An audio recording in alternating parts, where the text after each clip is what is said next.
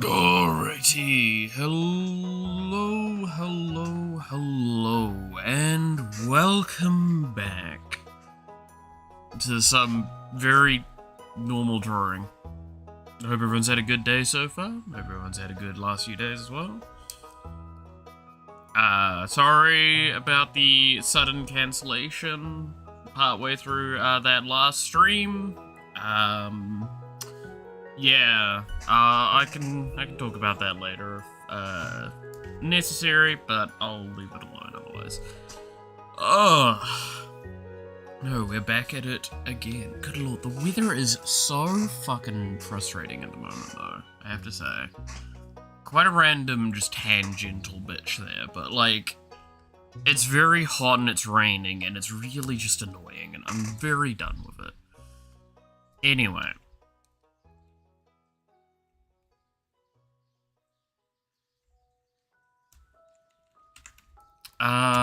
Where was I at?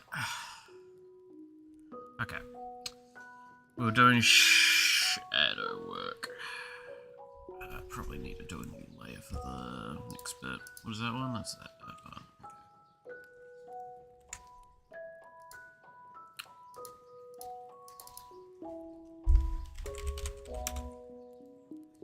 Should actually label these better. Need to get into that habit.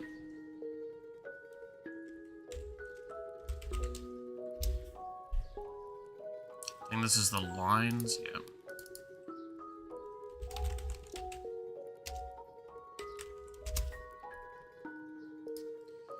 And what were you? Oh.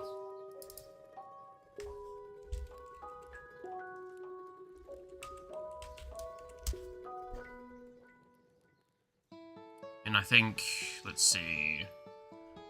Oh, that means you're the eyes? Yeah.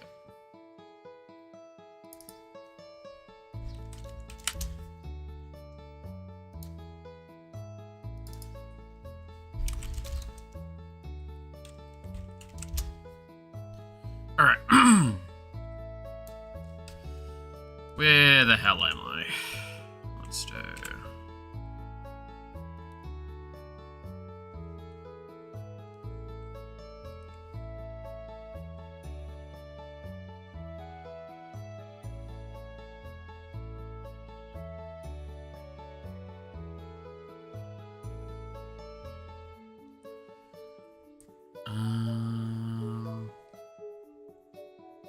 actually want to have access to you, because you'll give me the best idea for what I'm wanting to do right now.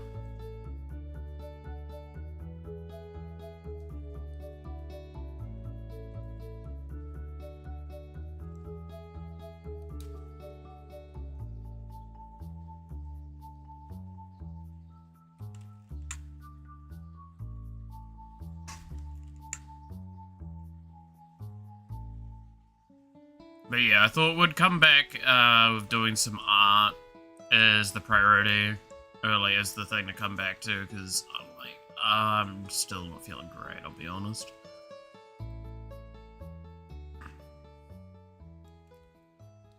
So, I apologize if I sound like I'm dying today, and that's only because I am. Hey Flash, how's it going? How am I doing? Not incredibly great, but you know, it is what it is.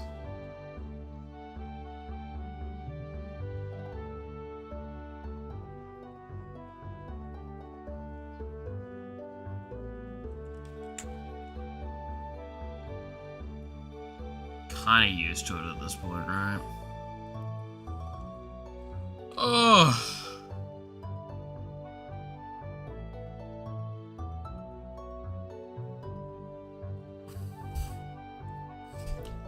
I hope that improves you soon. Yeah, I hope so as well.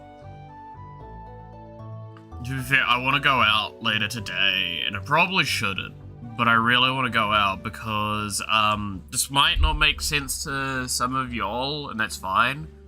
But basically, so there is a games company called EB Games. It's pretty big in Australasia. Well, was. As of 1 PM today, they'll be opening up their closing down in New Zealand special.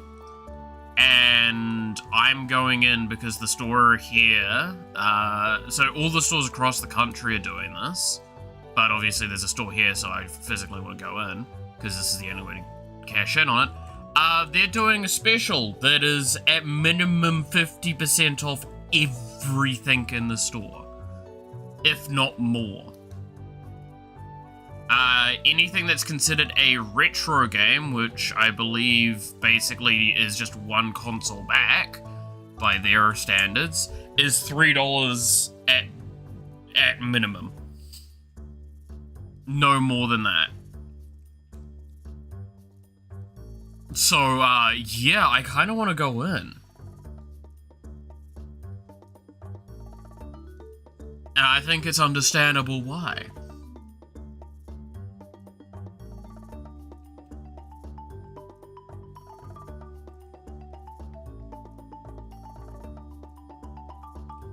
It's just very clearly, like, that's how bad it's gotten for them, that they're like, no, we just need to get rid of stock. So I'm going to be going in to see what I can pick up quickly, even though I really don't have the money for it. But I'll see what I can pick up quickly, for the fun of it.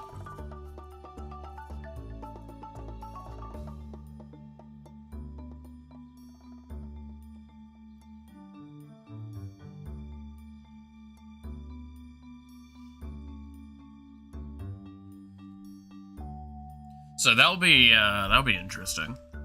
It's also really weird because, like, this is one of those, it's much like, well, I've had a lot of these situations happen in my life, sadly.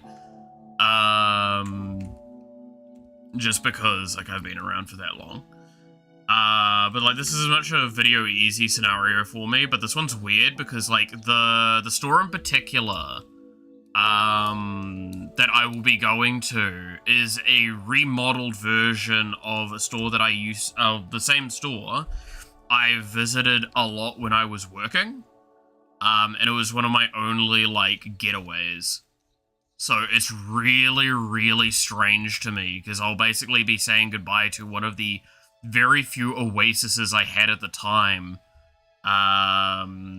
for my own sanity, and that's gonna hurt a lot. Because, like, I knew that store was not doing well for a long time, because I knew people that worked there, and most of them fucking ran because they saw it was going belly up. But it's very upsetting, nonetheless. Booba? Yes, Booba. Also, hey, Sweeb, how's it going?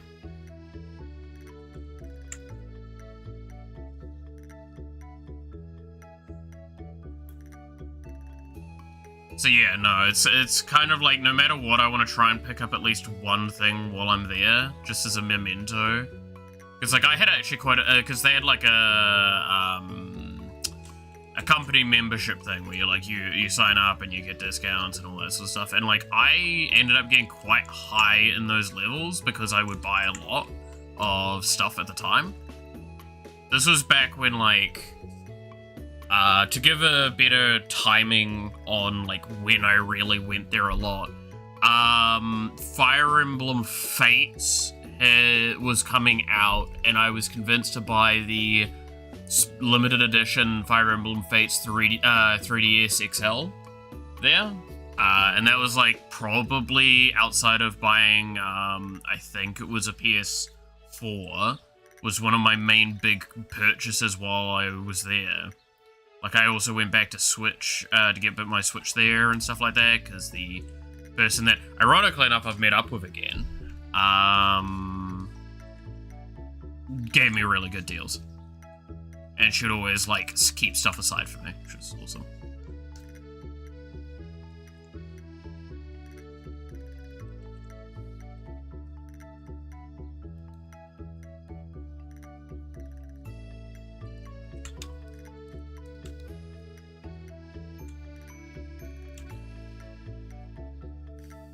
quite stressed from things piling up because New Year and other stuff, but otherwise good. That sounds about right.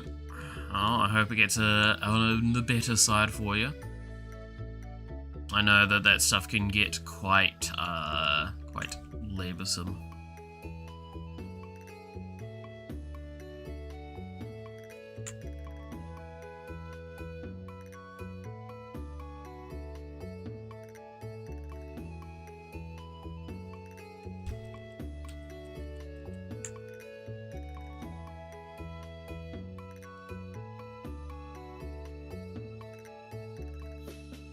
To be fair, you guys want to see something that I said I'd not be doing on stream, but showing it's fine.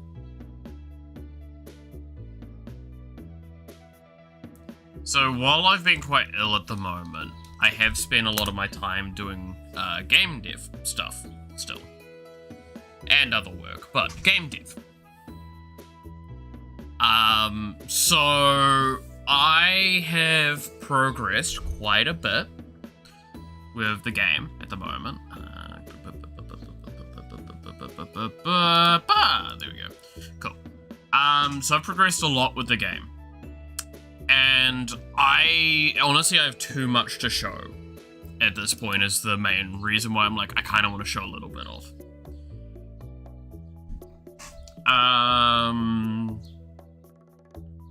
I have added in a lot of stuff that needs, some of it still needs like some work and some refinement and everything. So like you have to understand there is very much like a lot of polish checks haven't gone through on this yet. But I have worked out a lot of really cool architecture for systems as well, which I was really happy about. But there's two things that have been very noticeably implemented since the last time I showcased a lot of stuff. And then there's a few things that like would require a little bit of showcasing. But give it a moment because it has to boot up via Steam now. Again, I've re-enabled a little bit of that sort of stuff. Okay, so you can't see anything here. And that's fine, right? So I'll showcase one of the first things that's much more minor. First of all, you can now open this up in a menu up. This has a version for it inside of the playroom that obviously has it so you can leave the run to come to the lobby. We have settings. This sort of works, sort of doesn't. For the most part, the systems are actually there and are implemented. The problem is they're not saved anywhere. There's no retention of information. So you kind of have to do them per run. That's the reason why I say like a lot of it's there, but it's not done. So what I mean by that is if I force a level, right? Oh yeah, also hover overs, in a basic sense have been done. If I go into here, so when this comes out, it's not showing them. Maybe it's because of the way the code's done. Anyway, if I did, this is probably the easiest way. If you look at the bullets, you see how they're a lot more transparent? That is in relation to this effect transparency setting here. So you can actually make your effects quite transparent. Now, this is one of the other things that I'll say I need to stress. This is not functioning fully. It is literally all of the core stuff working before I do the rest of it. I'm going to use Neuro's ult. And you can see now, there is now a little evil. And she will run around. Now, the big difference between their codes is that what happens when you ult is it will yoink the information from Neuro's passive and I'll use that at time of cast. So that makes a little bit of canonical sense as well. It's kind of funny. Interesting. That shouldn't be doing that. But unlike Neuro, Neuro tries to prioritize getting closer to Vedal. Evil tries to prioritize, and I'm not surprised at this. Yeah. Neuro tries to prioritize being closer to, Evil tries to prioritize being closer to, Neuro. Which, in also addition, basically means that she'll be trying to get closer to Vedal. Which is just slightly funny to me. I could make it that Evil tries to also prioritize getting closer to Vedal, because that makes sense as well.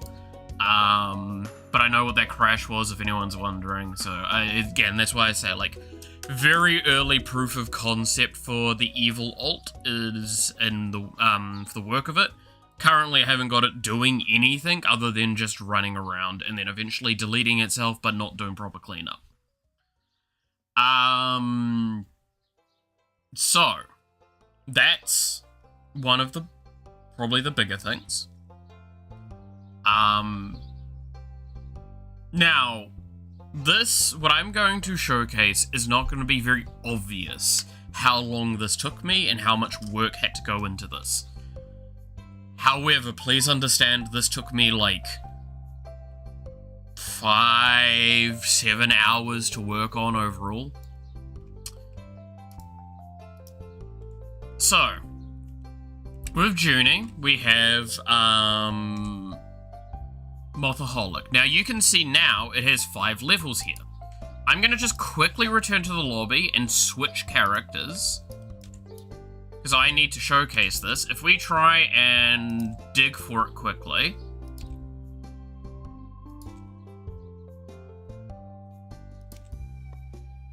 you can see here it's only got 3 levels.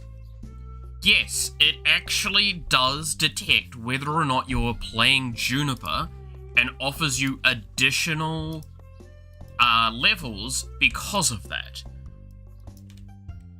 Now, on top of that, we have added a lot of systems. So I'm going to let the passive spawn first. So this passive now has a little guy. I'm going to force some levels. Now, I don't know if you can quite tell, but something changed about the little guy as well. More obvious on this level. Yes, it changes in relation to the skin that you currently have.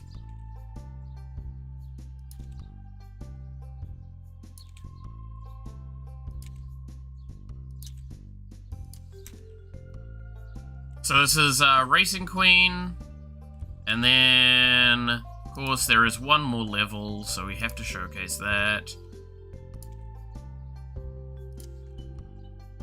Priestess.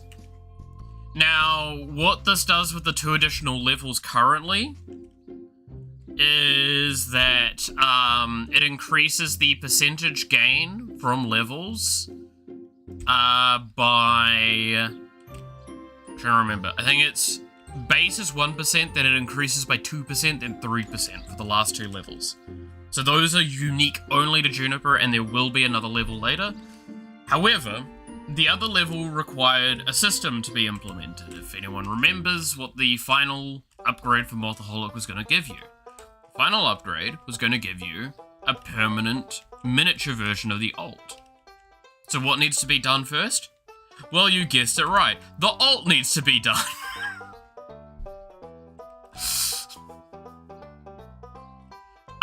Now this currently doesn't have skins that would change. However,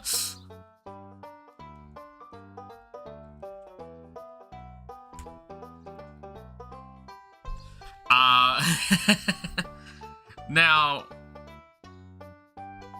I cannot stress to you enough how much that ult has a lot of complex shit going on that makes it even cooler than it was last time. How it works now is it actually does just straight up replace the player sprite. Like, that is no longer what I did last time, was I did a weapon over the top. No, this is actually the player sprite. So if you actually see, she's actually it's very hard to see, admittedly. But she is actually taking damage from all of these, like, enemies further out. So, it's a bit of a risk reward scenario. However, again, you get 100 armor when you ult. You get 100 armor and I think 100% area? What was it again?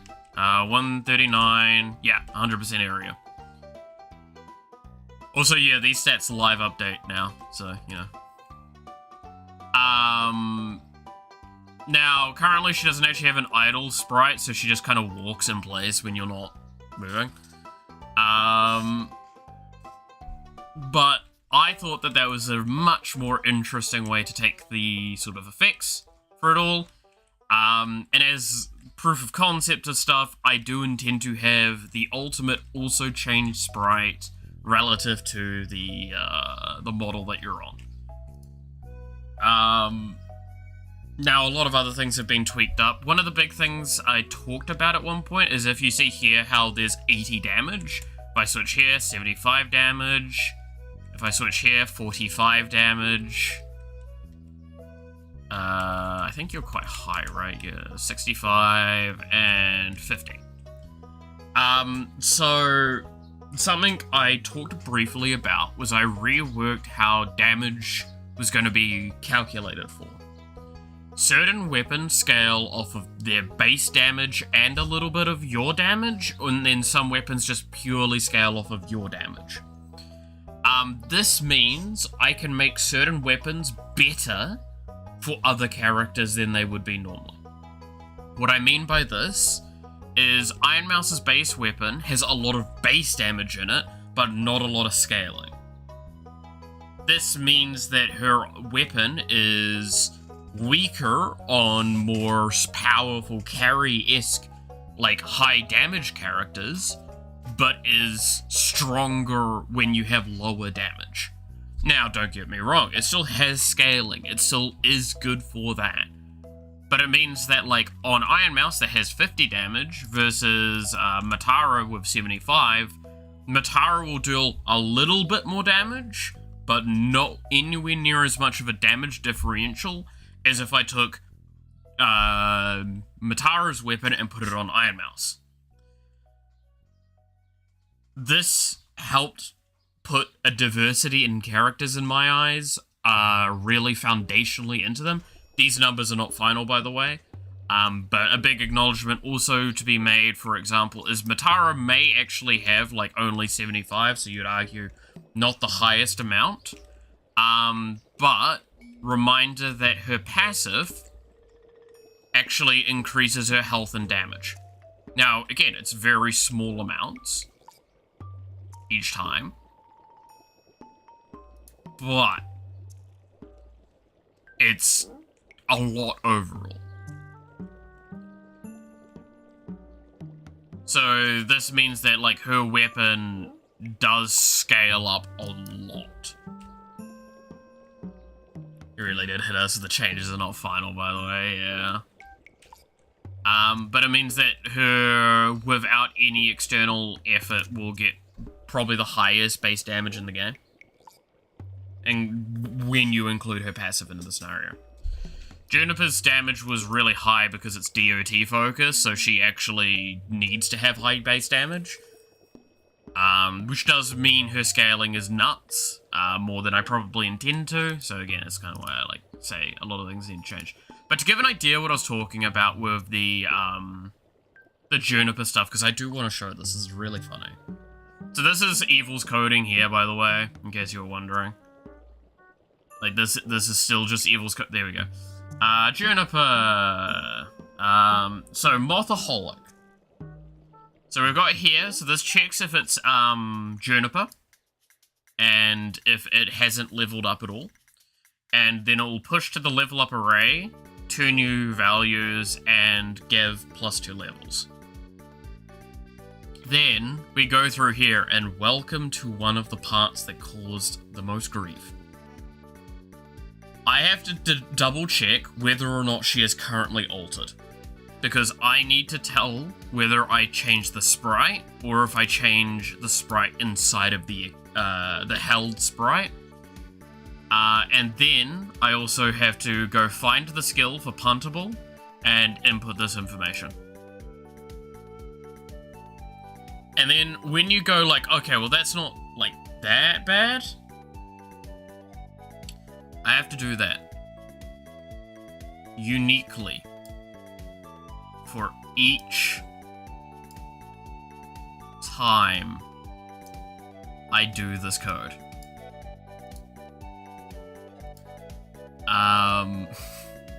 That are a lot of work. I'm not even showcasing like a fraction of it, by the way. There's a lot. As you can kind of see with a lot of the things going on. I also have to have a check architecture for the passive, because the passive could potentially spawn after you level up Mothaholic, so it has to decide whether or not what sprite it is as well from there. Yeah, I'm not even showing you a fraction of my power. That's the joke, right? So there's a lot that's been added, and there's a lot of stuff that needs to be worked on. However, the game has progressed substantially. I just really wanted to showcase that, because I thought some of those changes were really fucking cool. And I thought, horror farming for real, yeah.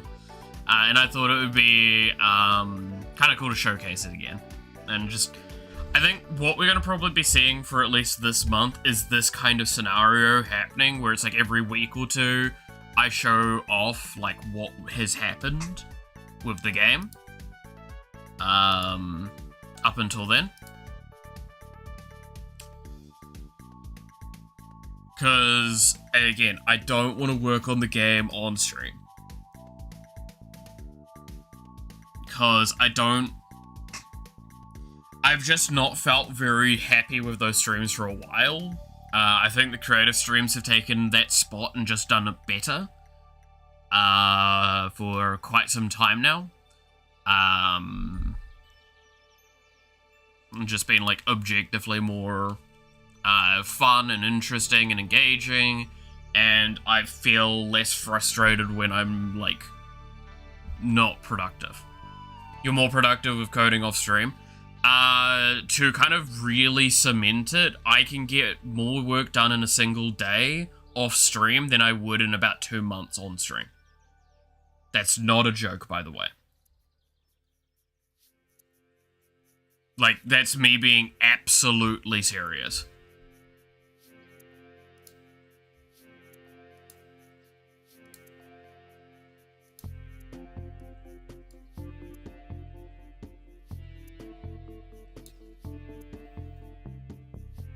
When I just sit down and work, I get a lot more done. A lot more quickly.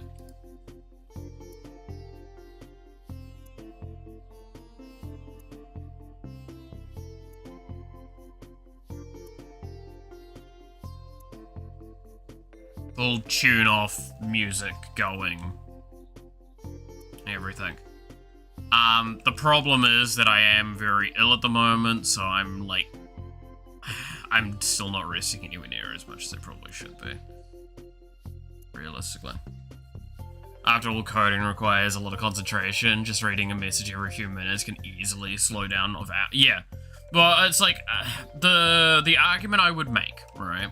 That's the best example to anyone that understands the situation at all, is that it's equivalent to me constantly being dragged into meetings, right? And to anyone that knows, like, anything about programming in the industry, you'll know exactly what I'm talking about when I say, like, regardless of what the meeting is, the amount of momentum lost by getting up and going to the meeting sometimes is just unimaginable.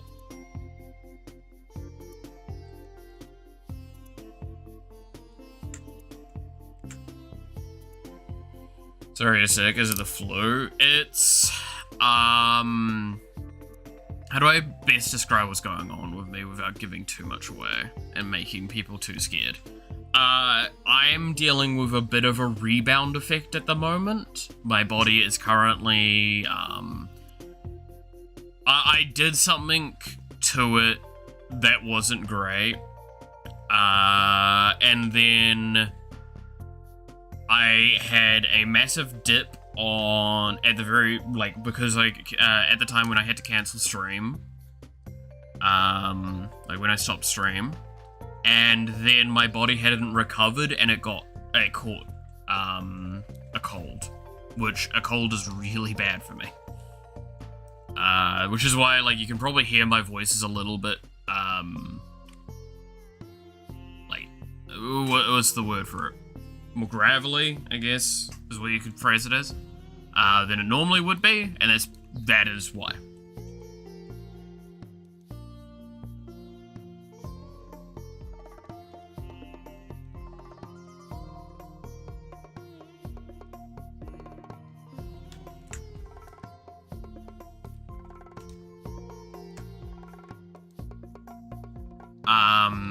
Yeah. A single meeting easily halves the productivity of the whole day. Frequent interruptions like chat. Hi. Could probably be worse. Yeah, and it's... Again, I want to stress, this is not me trying to, in any way appear like I'm putting it on chat or any fault, off of my own. This is why I'm taking the initiative of, no, the game, I want to see progress made with the game. So I'm going to relegate it to off-stream work for a month. And then I'll see where I feel with it at that point.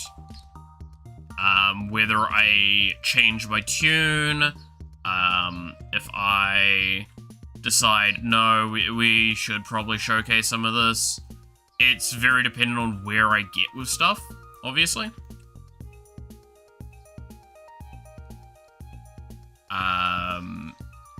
Whether or not I'm happy with the progress that's made. If I'm too happy with the progress, then obviously, yeah, it's probably going to be taking a fair bit of a back burner from streams.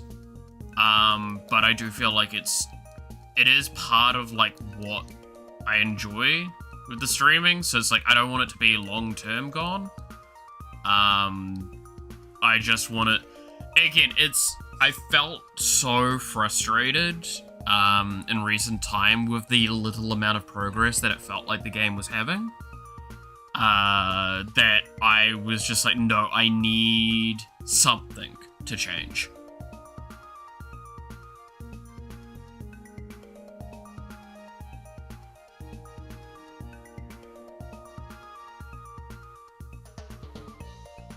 Software engineering gets damn complex in your mind, even for some simple problems. Of course, distractions are a major concern. It's a very well-researched topic. Yeah, and at the end of the day as well, there's benefits and negatives to streaming something like that, right? We've talked about this kind of before, is it kind of helps keep you honest, it keeps you working, because having people kind of regularly checking in, there's a part to that that's no, this is good. You're getting that, but at the same time, there's a point where if progress isn't being made, I would like to do some progress and then as we did today, come back and go, hey everybody, so this is what's happened since. Now there's a lot more to showcase, obviously, like I said, that was just a very quick tidbit of what I've been working on, primarily because...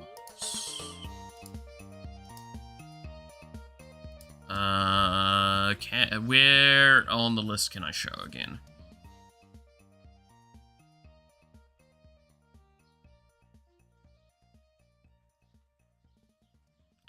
Can't show that part. Show here. Here we go.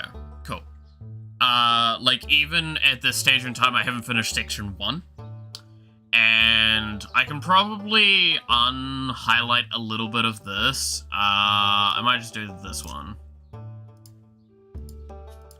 So next I'm going to be doing some re-ads, and you can kind of see from this, one of the characters. I think I also technically highlighted this one, so I might as well do that one, because I've already shown it. This is the benefit as well, as like technically speaking, none of these are going to be like really surprising. Almost all of these sections, by the way, are stuff I've talked about on stream. I've showcased, I did in the previous game. Is a lot of random tidbits that are like re-add X system or re-add Y system or re-add weapon, re-add character. As you can see here, it's re-add and add. There are some characters in here that were not added to the original game. I have decided that I will do like some mixes of that, just to keep things interesting to myself, because re-adding a character is a lot more boring than adding a character from the ground up, which was why Juniper's been so much fun, because while it's re-adding, it's adding an entirely new system with it, so it's almost like a new character. But as we can kind of point at here, Steam Alpha release is intended for Section 4. I'm not going to give timeframes on these sections. That would be extremely disingenuous of me, because I don't know. I've not intended these sections to be timed. I'm hoping that they'll be like 1-2 week turnarounds, but like, I'm going to be honest, especially this section here, you can get fucked if you think I'm doing this section here in like the space of even 2 months. It's that much, right? In fact, I want to double check Section 4 quickly. Like, Section 4, there are 2 things that are going to take fucking ages. No, there's about 4 things in there that are going to take fucking ages. One of them's going to take like a week alone. Or like, one of them's going to, sorry, 2 of them together are going to take like a week alone. Section 3... honestly might actually be quite quick. We'll see. Section 2... let's see, with you and you and you and you... oh, there's one section that's going to probably take me like a minimum of a week and a half. Right? So that's where we're sitting at with this. Like, I started with very low ball expectations, and I'm now moving up the chain with these. But then we get to, like, yeah, Section 9, which is the big one. Obviously push for beta. We try and go for the beta release, and then that's that point. Okay, so this is where I will kind of tease some stuff. And this is something that was talked about long before a lot of the streaming really kicked off with this. So once we hit beta is when I'm going to move into the seasons architecture that I've talked about in the past. So this is stuff that, like, will give you a bit of an idea. This is stuff I'm fine showing because none of this is committal.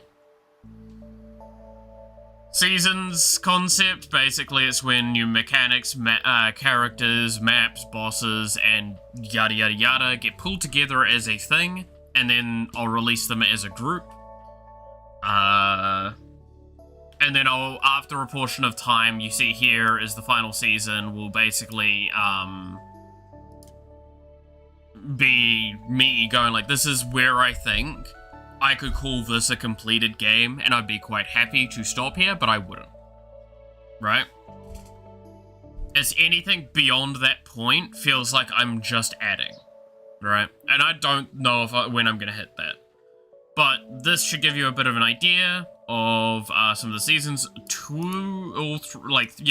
These 3 here were ones that have already been talked about, and already been shown. And then Seasons of Taste Like Purple is one of the ones that I have as a proof of concept for Funny. Which is like Ina, Michi, Reinho, and Cottontail VA. And like, very purple themed VTubers getting kind of like put together as a little funny joke on that. I thought that would be a nice kind of way of approaching that. There's other ones that I've thought about, but I've not written down, but like, I don't know, we could do, all sorts of seasons, basically. That's the advantage we can do. so I can just kind of like do this sort of stuff. Also, I have the statement here in case it was forgotten, anyone's forgotten about it or think I have forgotten about it. The timings on these will be a mix of accurate timings for the events, so like Seasons of Mothers being for Mother's Day, and following through with the joke that I put forward whenever Ironmouse reveals a new outfit, I will release a patch. Or release a season. Which should keep me honest and get me doing a bunch a year.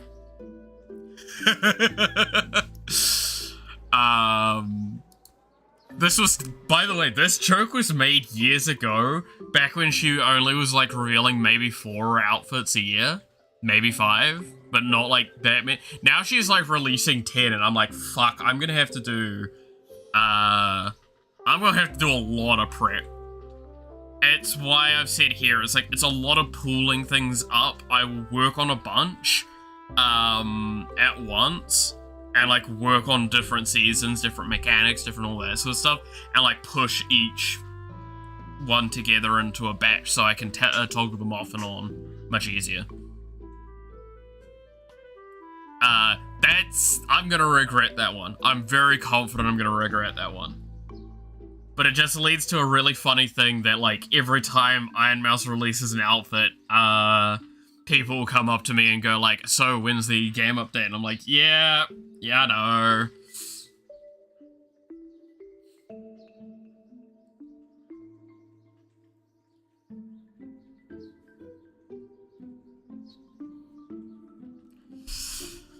Yeah.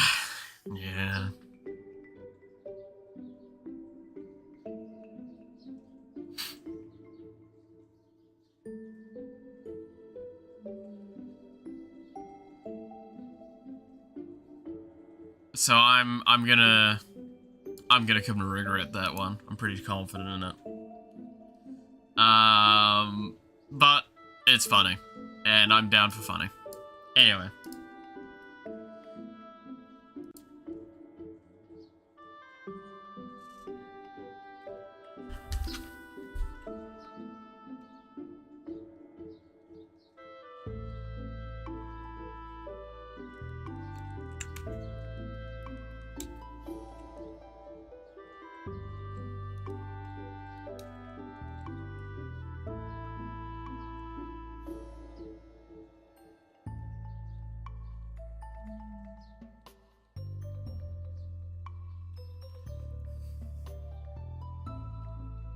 It's gonna be a question, it's like, what happens more often? A seasonal event that's naturally coming out, or Ironmouse's outfit? I'll say now, by the way, if Ironmouse, like, if I release a update for a seasonal event that's, like, a season based, and then Ironmouse releases an outfit announcement, like, right after, you can get fucked if you think you're getting 2 updates. I'm just gonna say I predicted it. This has led to me making the joke, though, that I do need to, like, just start messaging Ironmouse, going like, okay, I just want to know what your schedule is. I don't care what outfits it is. I just want to know when you're doing an outfit. I won't tell anyone. I just need to fucking know so I can prep in advance and know whether or not I'm getting something. Because I swear to God.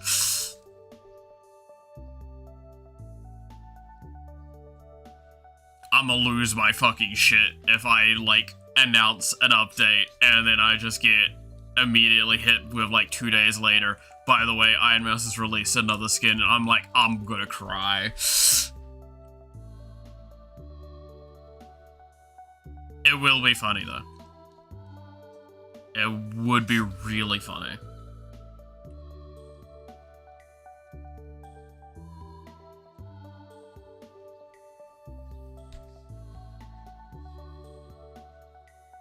Hey, Zurich, how's it going?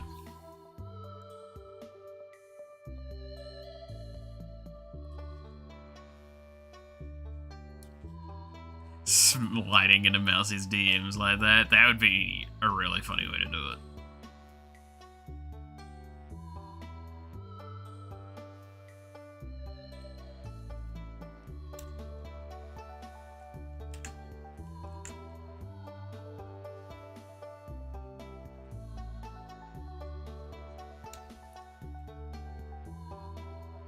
Just imagine that's how I do it too.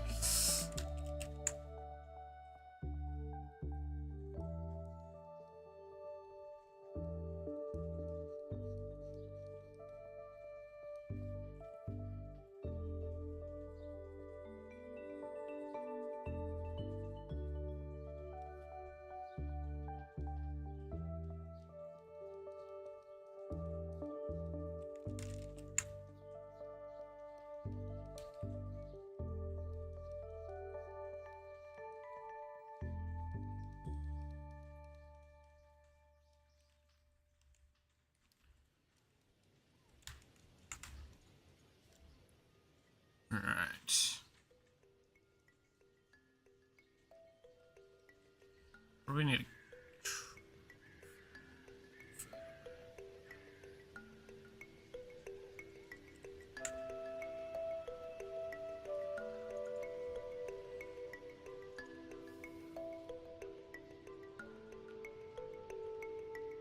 The best part is, I could be like a way to tease a new outfit release as well, along with it, right? Because I'd be able to just like basically say, "Hey guys, expect an update soon," and everyone's like, "Wait, does that mean Mouse is releasing that?"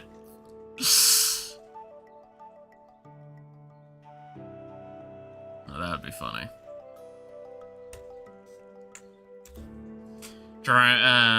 On the other hand, might be an example of the perfect opposite of coding and distraction problem, where a distraction might look like a break. Very subjective, of course. What do you think? I mean, okay, so when it comes to like the art versus programming thing,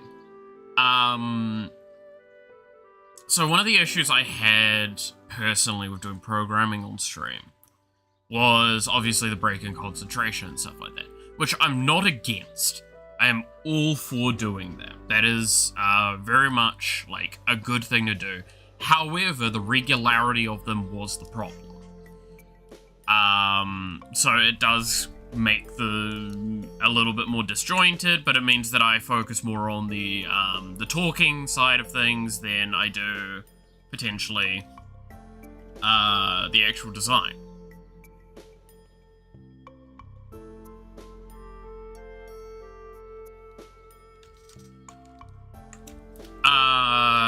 Invertedly to that, where, as you kind of mentioned there, when I'm doing art, on the other hand, I can kind of do a thing like what I'm doing right now, which is I can take a subject that we're talking about, have it in my head, and talk it out, like speak it out, like in an out loud way, and just keep doing what I'm doing. Now, does that mean that the dialogue I've got's a little bit more disjointed and a little bit more broken? Sure, it will probably be of a lower quality, I guess, you could argue, by comparison. However, it means that I can keep the flow of both the conversation and the progress. Also, mini breaks in art is great for me because I still hate doing art. To an extent. A really, really weird thing to say, but like genuinely, I still have like a lot of built-up problems with when I do art, and that will never truly go away.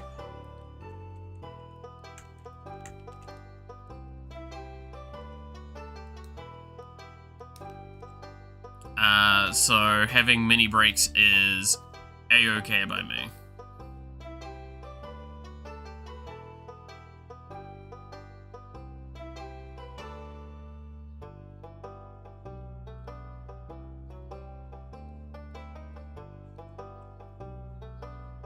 What did you say you hate? Art. I genuinely hate it. It may not seem it, but I do. It is one of the weirdest conundrums of my being.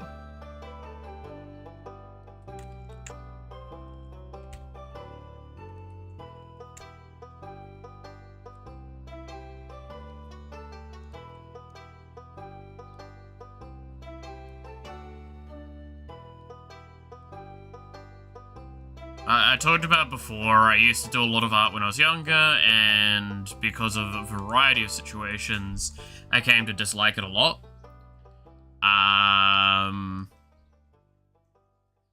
And that's never truly gone away. I just get over it a lot better now, and can push past most of my problems with it.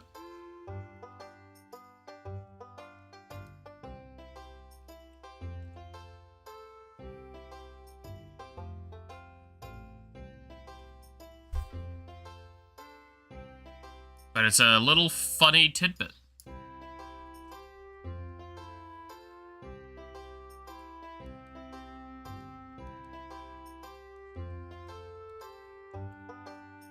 Not surprised you'd, be the M and S play. Surprised you're announcing it like that. But yeah, no, it's just like, it's a weird one. I will not dispute in the slightest that, like, again, I cannot stress how I even understand. I can say these things and it's like, but you seem to enjoy doing it. And it's like, I appear to enjoy it because for two reasons.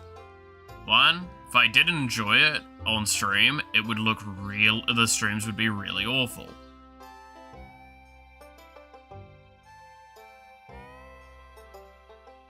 Right? Like, that's hard to disagree with, is like, when the streamer doesn't enjoy what they're doing, the stream tends to suffer for it. So that's obviously a core thing.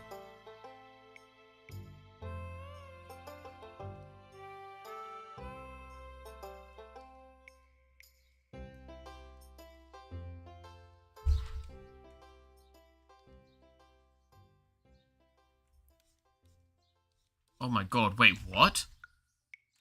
How did I do that?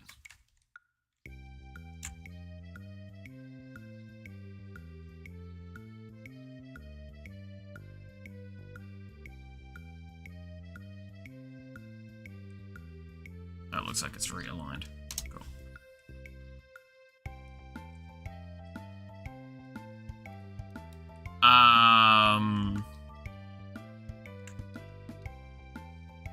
But overall, I enjoy enough of it, and when I'm like consistently distracted from it and able to just kind of like work along and chug along, I don't mind it.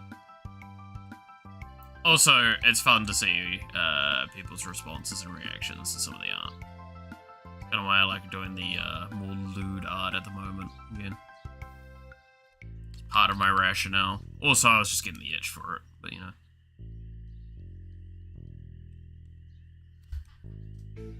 You don't enjoy it, we could just play games or reaction videos. I did do a little bit of reaction content in my time now. I've still got mixed feelings on it, right? It's not a bad thing to do when I'm feeling like really fucking exhausted. I will say that. It's really nice.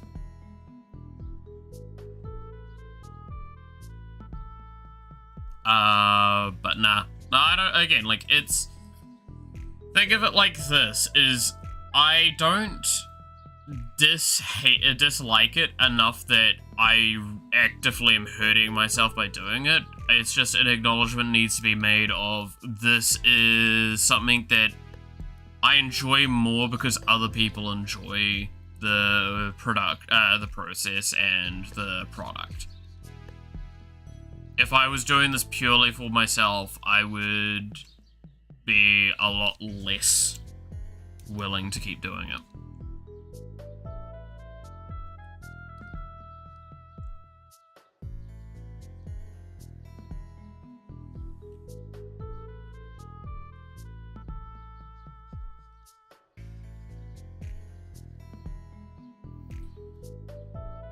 But I do enjoy seeing the reactions of someone I follow. If that, oh look, you're talking to someone that like my statement to that is I watch Salt Raiders, specifically Kaif, the main guy from them, quite a bit, and I do watch the content him and Glenn do where they do reaction content. Do I watch that because I like watching reaction content? No. But it's because it's people I like doing reaction content, if that makes sense. Now, I understand that that's probably how most of the larger streamers that do reaction content kind of get to that point, is that they started off not doing that, and now they do that more and more and more, and their longtime fans stick around for it because they enjoy it, and then the newer fans just come in because they also enjoy reaction content. Because some people really enjoy react content. Now, that's why I say, like, I find it just, I feel while doing it, most of the time, I feel a little about it. Because it just feels like I'm not making content, I'm just letting content happen. That's why I say, like, that's not me slighting those that do that kind of content. That's just how I feel while doing it.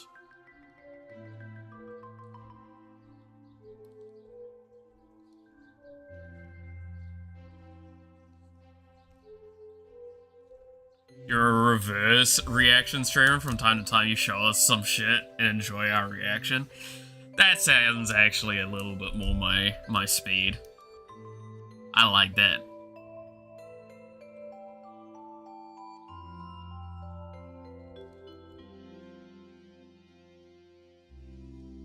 That's a great way of looking at it.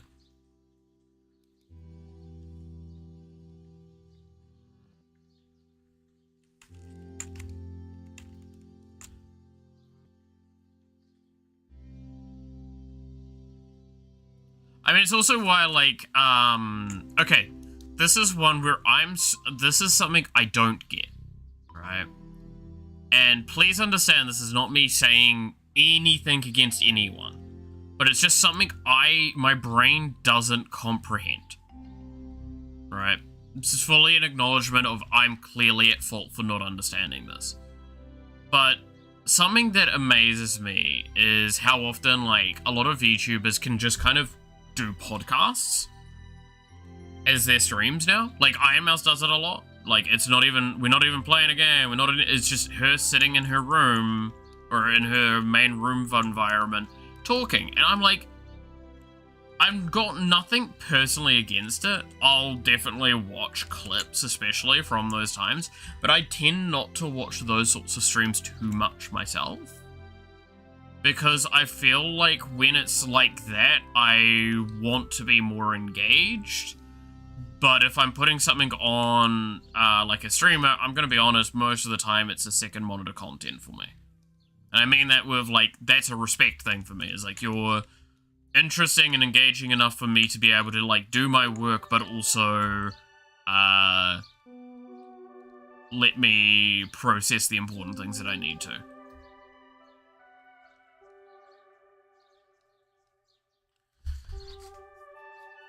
I love those streams, once again, if I like the streamer. Yeah, no, that makes sense as well. It's just one that I don't get it.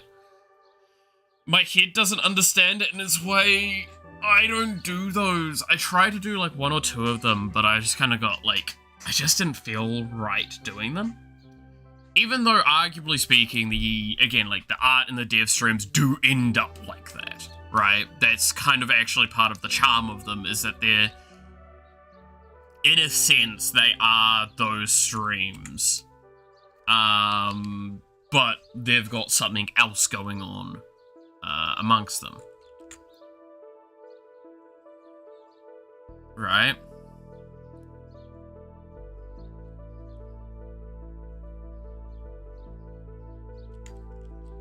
And I've talked before how I wouldn't be against doing podcasts, because I feel personally like I've got a good voice for them.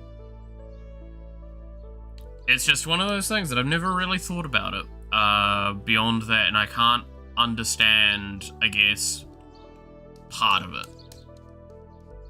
And it's just one of those things that it just is what it is, right?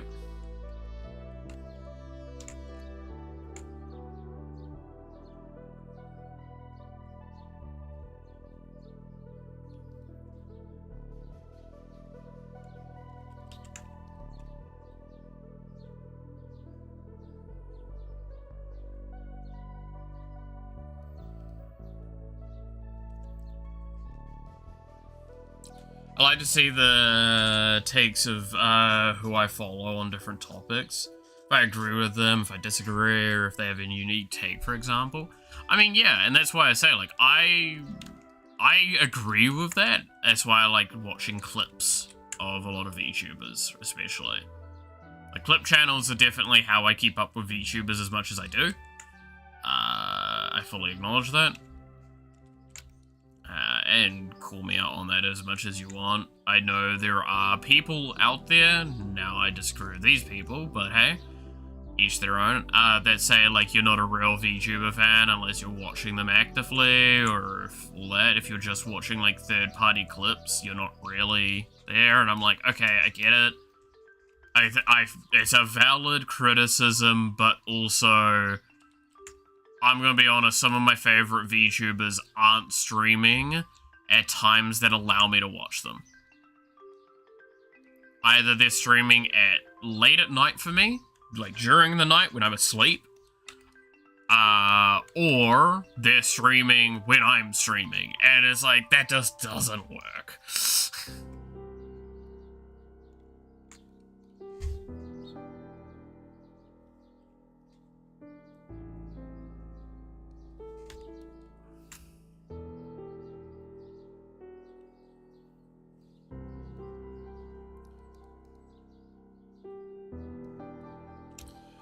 Let's see, just like for reactions, I wouldn't really be interested in you if that's the only content, but I'm already interested in you, then I'm up for those. Yeah, like, that makes sense to me a lot. Like, I don't watch any React content outside of the Kaif and Glenn, and that's because I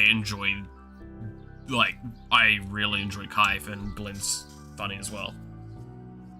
Like, those two are people I watch independent of their reaction content. To be fair, Glenn's hard to watch in any content that's not React content nowadays on his own channel, and it is a joke that everyone makes at him. Because, like, he'll be in every co-op sort of stream, and by God is he the reason why you sit there and go, ah, cool, progress hasn't been made. But, yeah. I love that man dearly, but holy shit, man. Sometimes.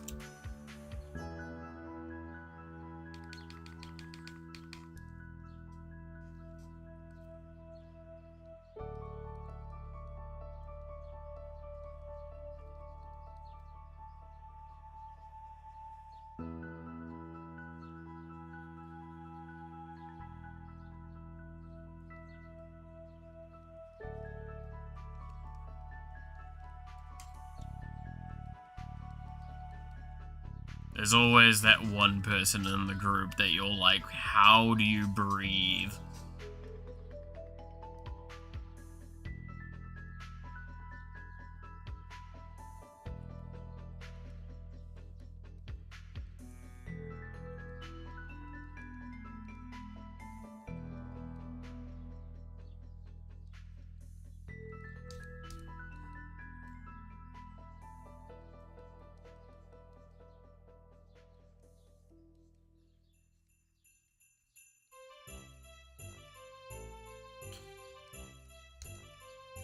If it's your whole content, I'm not that interested at all. I also don't follow any podcasts at all, regardless of how interesting people tell me some of them are. I tried. Podcasts are an interesting one for me. Because, ironically enough, I don't like podcasts as much as I just kind of like general content. Because, again, I like to be stimulated a bit while doing work. But I don't want to be distracted while doing work.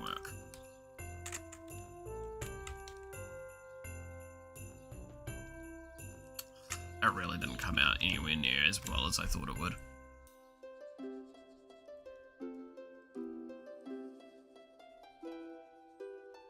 I'm just gonna blend it out.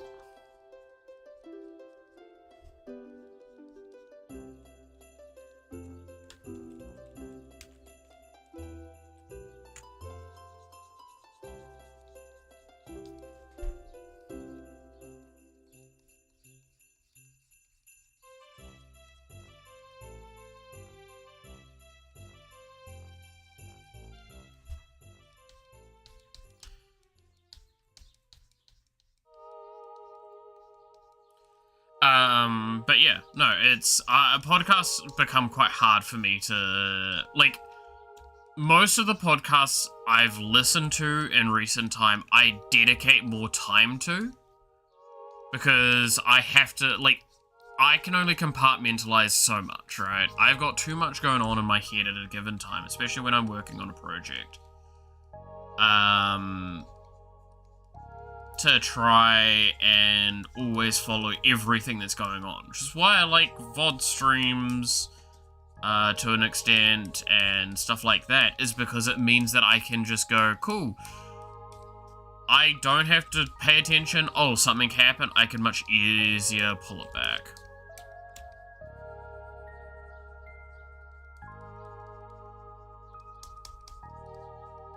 And not feel too upset by myself on it.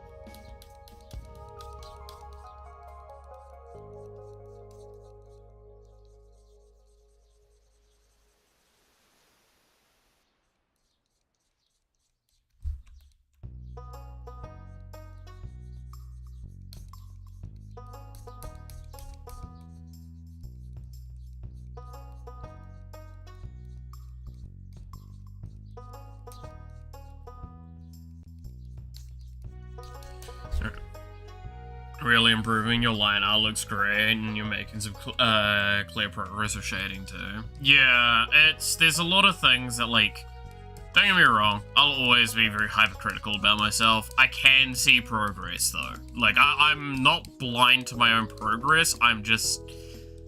I still feel like I should be better than I am, man. That's always gonna be the thing. Any good artist, any artist I know of has always said those lines, is I should be better.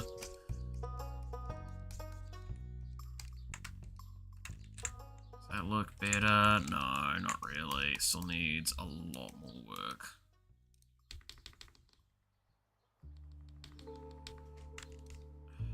It's this bit here that I don't like how that came out. I'm gonna really just...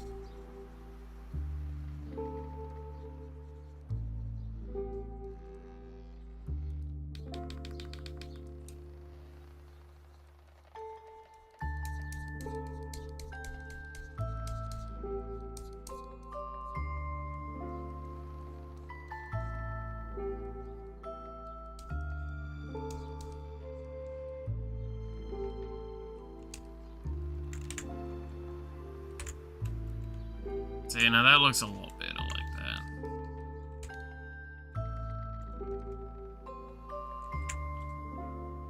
That blinks? At that tolerance? There we go. That blinks at that tolerance? That's almost impressive.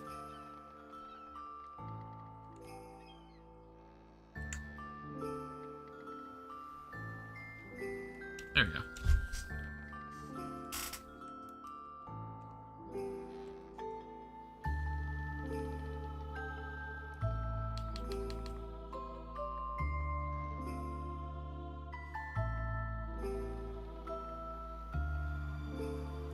Now, what I'm trying to do more of is the anime style shading that exists, where the vast majority of it are cut corners, like very clear cuts and lines. So obviously this outfit bit here didn't really work for that, but like a lot of these shadows are exactly what I'm talking about, where it's like I haven't blended too much with their edges, which results in a much harder shadow, which is much more anime styled.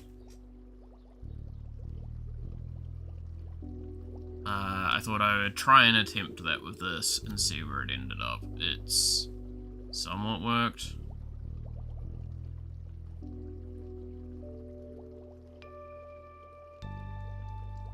I don't know, it's mixed results.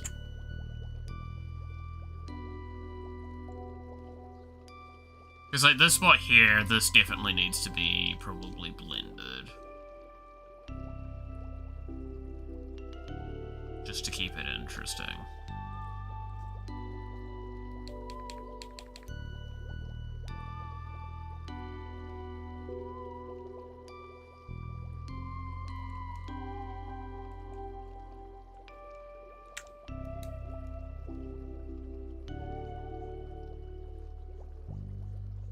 Certain parts need to be blended more. It's normally the bottom parts I found of a shadow line.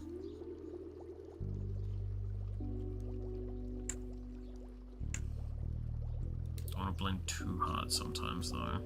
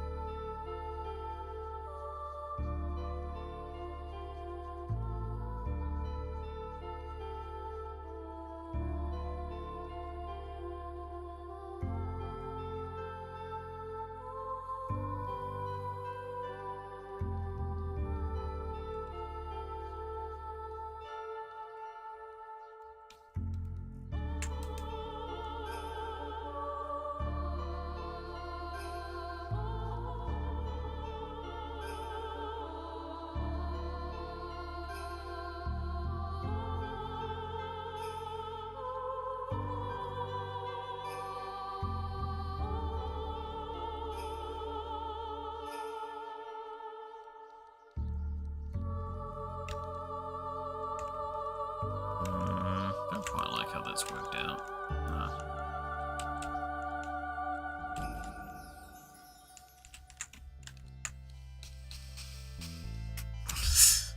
I mean, the one part of this that I'm the most happy with is how the faces come out. Because, like, the eyes are really nice in my opinion, and how the detailing on the faces come out is pretty decent. Which is the main targets for this one, anyway.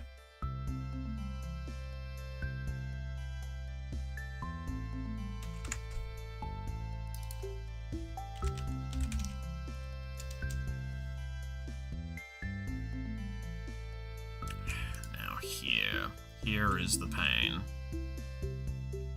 Get it? Here is the... Yeah, it's because it's here. You get it? Fucking sue me. Jeez.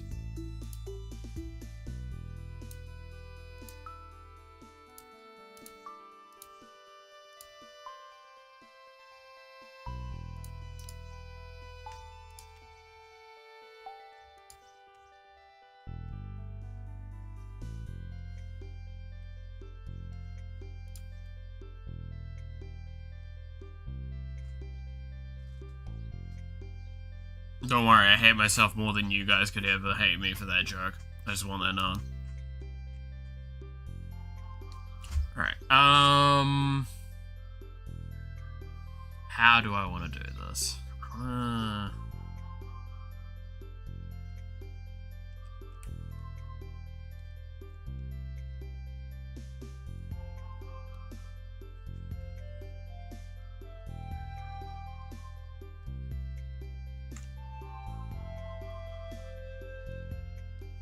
See how much of this I can do with the G pin.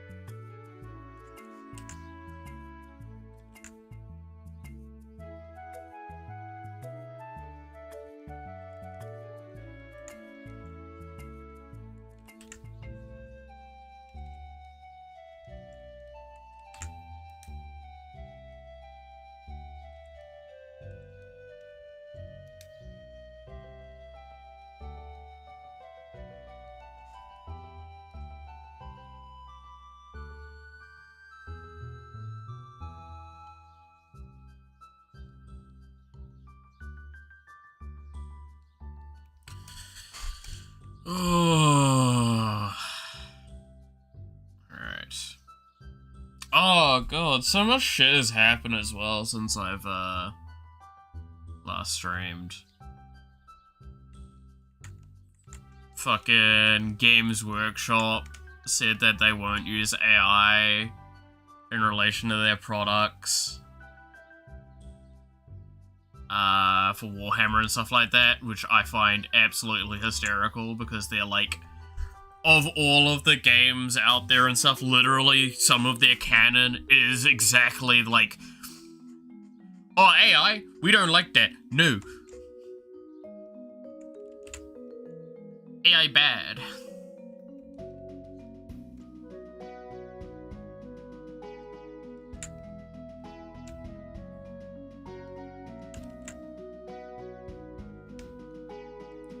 That's been funny. Also, Steam continues to keep winning with all of their competitors just proceeding to shoot themselves in the foot. That's always really impressive.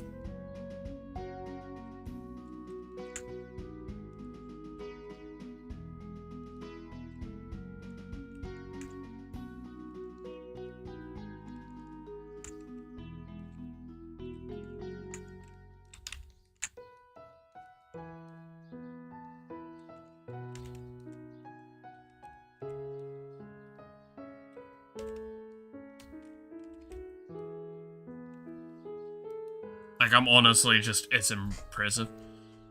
It's been a mess recently, also about multiple AI things, to be honest. Do you have any opinions? I have many opinions. I mean, was it Psych Games came out with a response to their criticism that they got recently with the most non-committal fucking answer I've ever actually read? Like, nothing got said. It was a lot of, like, nothing being said. If you actually read it, it's impressive.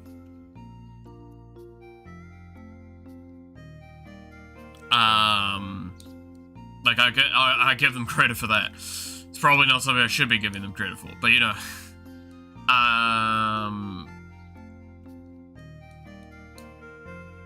Hey, Jen, how's it going?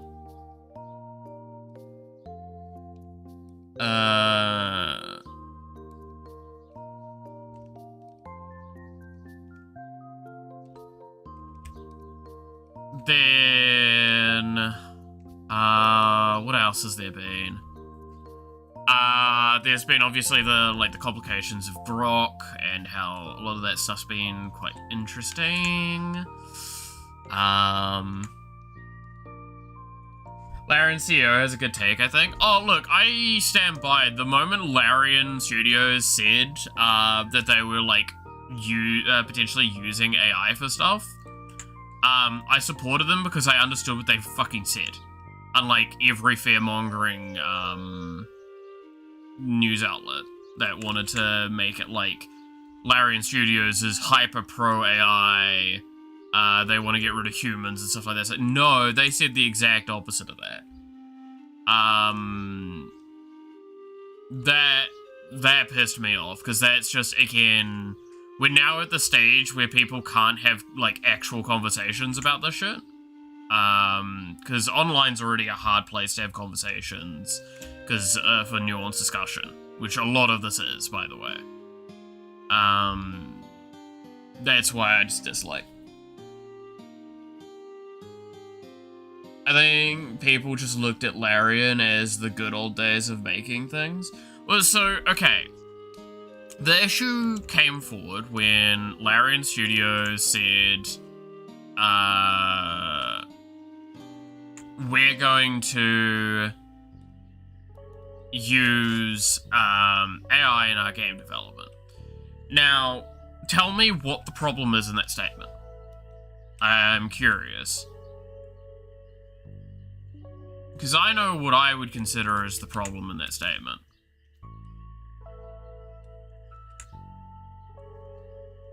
It's very much how.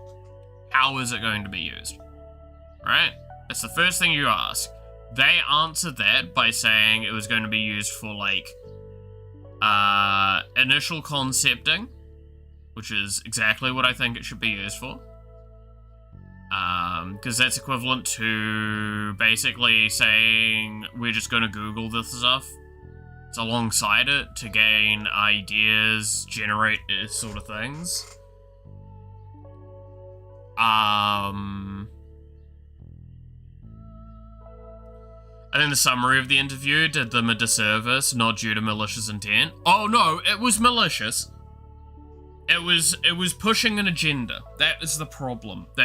So again, we can make this argument all the time, and I don't like harping on it because it is genuinely just a really unfun thing to talk about sometimes.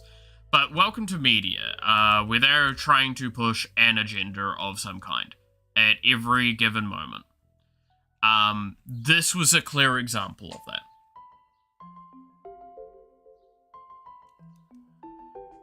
This was just straight up, misrepresenting,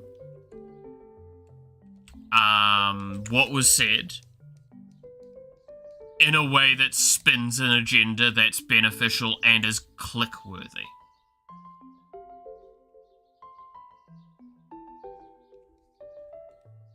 Like, this is the important thing we have to acknowledge, is that when they're doing this, they're doing it because they want to get money. And to get money as media, you have to get clicks. To get clicks, you have to have really popping titles. So, it's, no matter what they did, it was disingenuous and therefore what I consider malicious, to do. As well as, there has been so much fear-mongering around the concept of AI that people think the, AI word is the problem. When, realistically, it's just particularly specific forms of AI and usage of AI.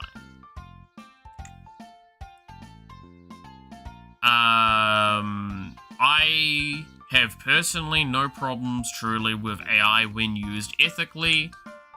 Like, there is no issues in my eyes.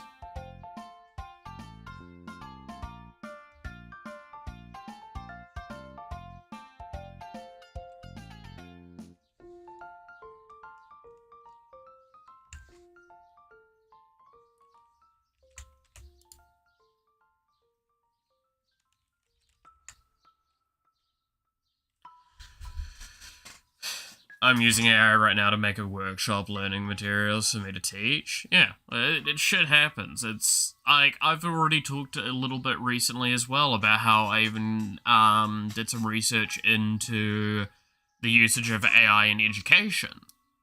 Because I was curious after watching, was it Alma, Wants a Family, whatever the fucking name of that anime was. Because they brought up a very interesting topic, which was, if you could give an AI assistant to every student in a classroom, but have a teacher still assign all the core materials, how would that look? And what I mean by this for the AI is that it is an AI that adjusts to your learning. It basically sees what are you struggling with in real time and allocates information that is transitive from the things that you clearly do understand or do well in to the things that you don't. That actually sounds really good when you say it like that, right? Like, if I put forward an AI system that did that, I think a lot more a lot of schools would be interested. And I think rightly so. Because I think that's a really good idea of the system.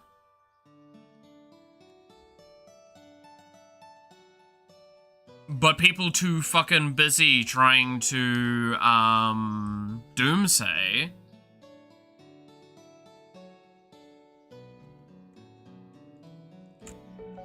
that we're not going to get that kind of, info through.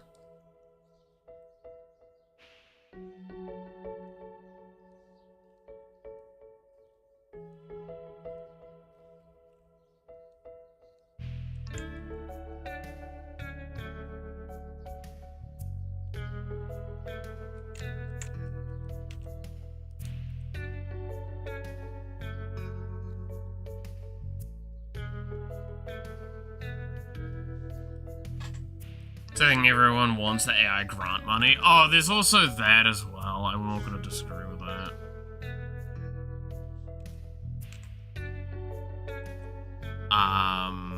There's definitely a level of that in the play field. I'm not going to disagree with that. Again, the thing is, AI is not actually making money, right? And this is something that we have evidence of. AI is not economically successful long term. Most systems are reporting net loss.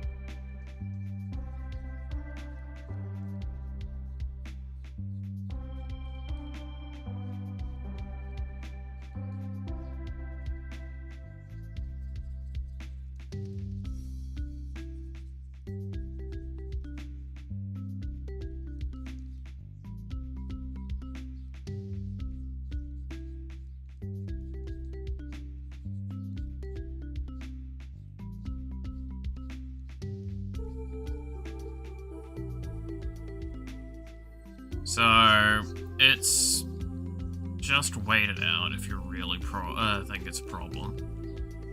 It's kind of my thought on it. Let's see. Is it investors pour so much into it, hoping it's the next revolution that now every company wants a piece? Yeah. How they perceive AI is being pushed in a way that only managers and investors can actually appreciate. Yeah, again, like, that's the thing as well, is that I get the stigmatism for it. Like, I also want to stress, like, while I'm not a hater of AI inherently a lot, I think there's a lot of cool systems that are getting introduced that I think are going to be good long term. I'm not dumb enough to miss why there's problems, right?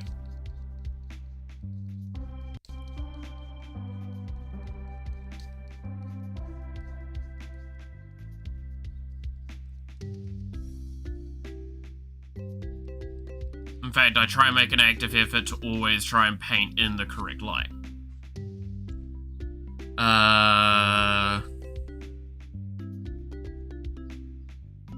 Then you look at it, and money is just moving around from company A to B to B to C, back to A. Yeah, and there's just net loss across the board after the so many transfers.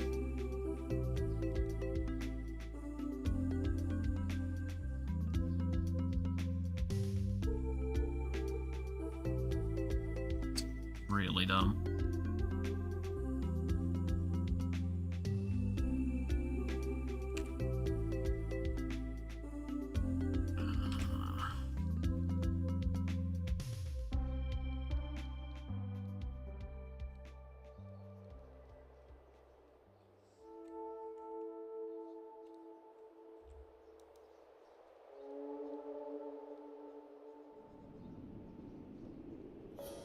Alright, anyway, I said a lewd word.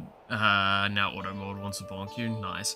I just run with some cool AI projects that I'm gonna check out soon. Yeah, like, again, it's this is why I say there's nothing truly inherently wrong with AI. It's just there are bad actors. That's something we can all acknowledge. There are bad actors that are wanting to do things with it that it literally shouldn't. I did like one analogy I saw the other day, by the way.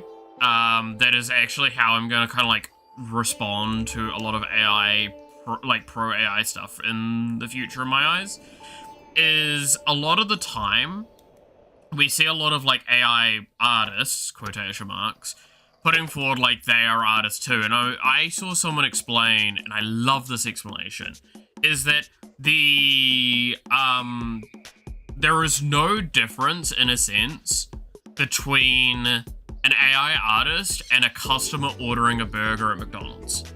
I could definitely say you are creative in the way that you've like put forward your burger, but it's if you come away and said I cooked that burger, I'm gonna punch you in the face.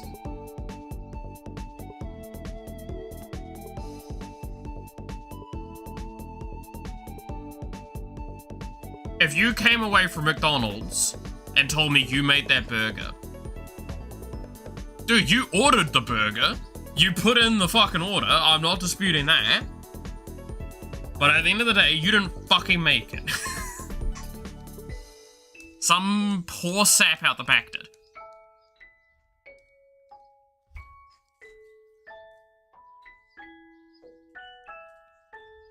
That is what AI is.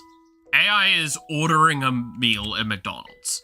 You're not creating, you are getting a product that you have ordered.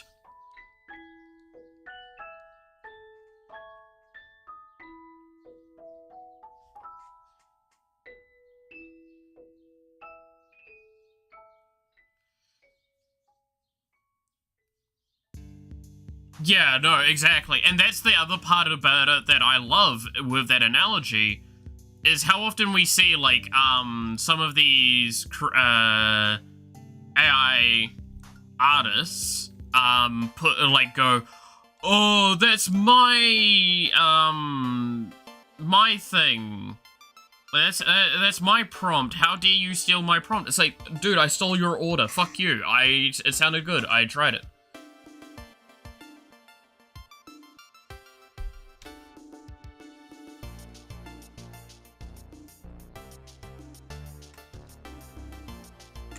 In fact, a lot of what we used to do back in the day was come up with random orders and then share them with our mates.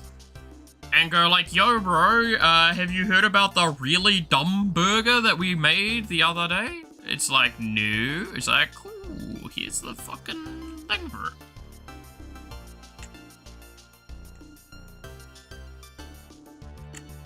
That could definitely stand.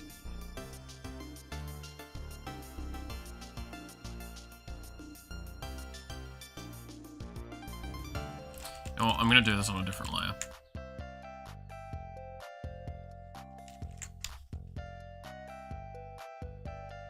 So I can erase it easier.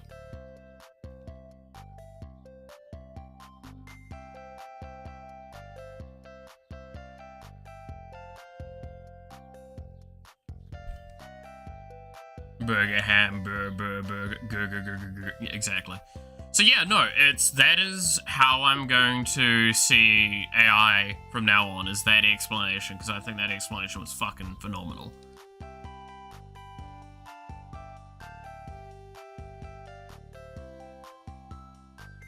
It is no different than going and ordering a burger from McDonald's.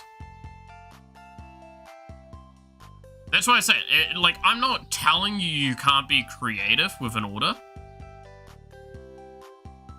But, like, don't be upset when someone else does it as well, because other people are as creative as you sometimes. And don't pass it off like you made the damn burger.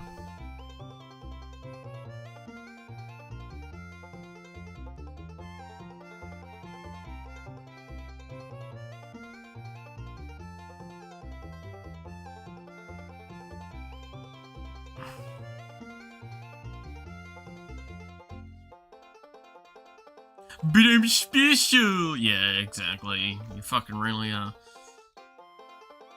I can't make those jokes nowadays as much, can I? It's not considered okay. Oh, no, you guys want to talk about something that's really, like, not normally within my scope, but something I've talked about a lot with my mate recently? Because it genuinely, this is something that upsets me quite a lot, and I tried... The best part was, okay, I want to preface this argument by my friend came to me and said, I want you to try and be from their perspective and explain to me why you're doing this. And I'm like, okay. I had to ask some questions and all of them were no, and I'm like, I don't know how I can actually defend them. Fortnite is a G-rated game. Did you know this? What does G rating mean? I'm now going to ask that question. And if you know what that question is asking, you probably know where I'm going with this train of discussion. Fortnite is a G-rated game.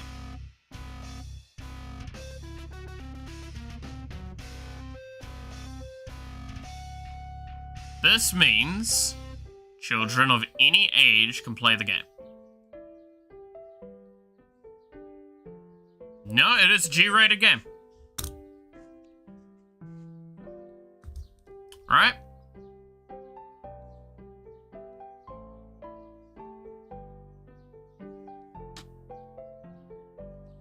Gee, forgive everyone. Exactly. Because I think it's, is it general audience is what it's, like, supposed to tag for or something like that? I might be wrong on that.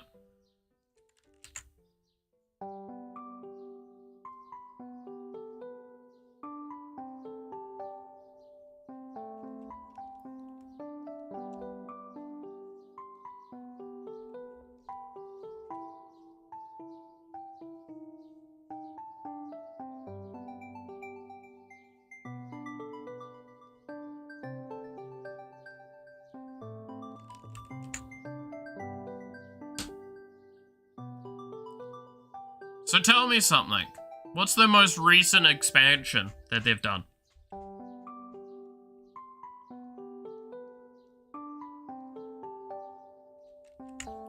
Does anyone know? Like their newest skin line and events and stuff?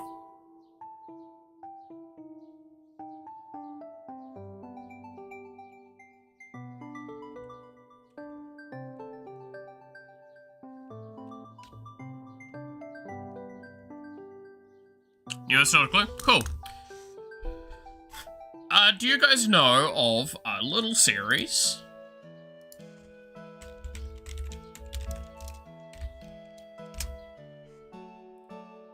called South Park?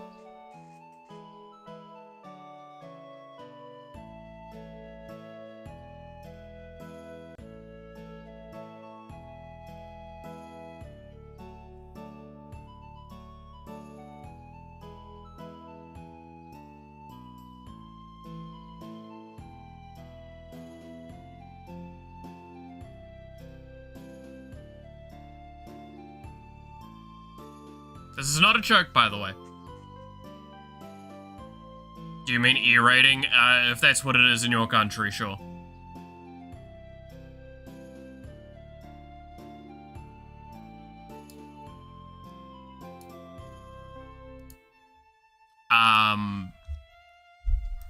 Yeah. That's their newest, like, stuff. So again, I don't play the game. I don't really care for the game. However, if you've got an age bracketing expectation,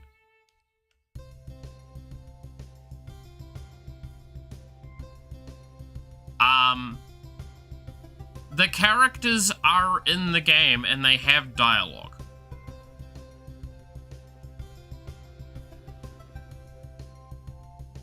No, we do not use Piggy over here.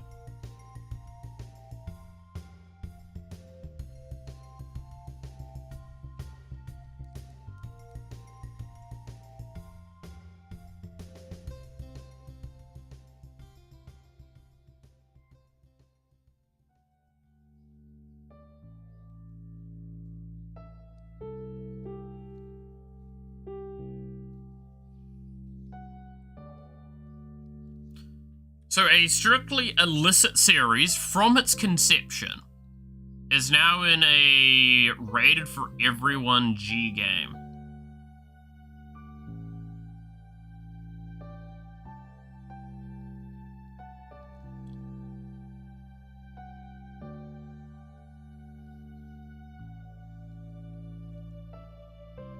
Where kids can play.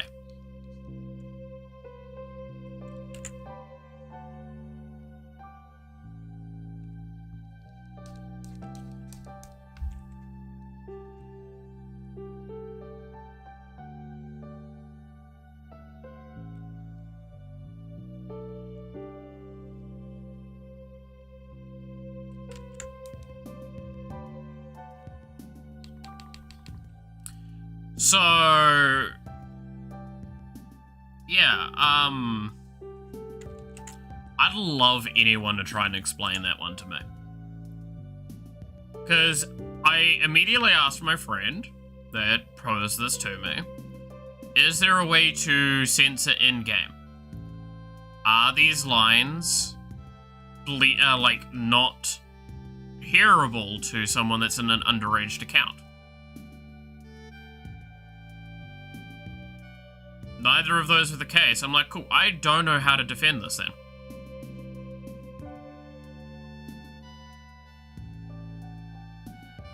When did it get rated? Ratings are a live thing. It would need to get it updated regularly.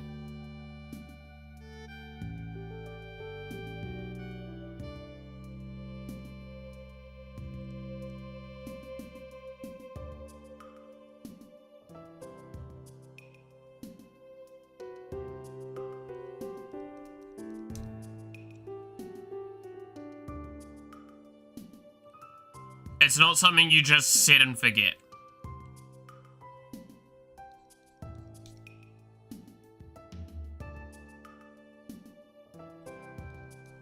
No, it would have been re-rated.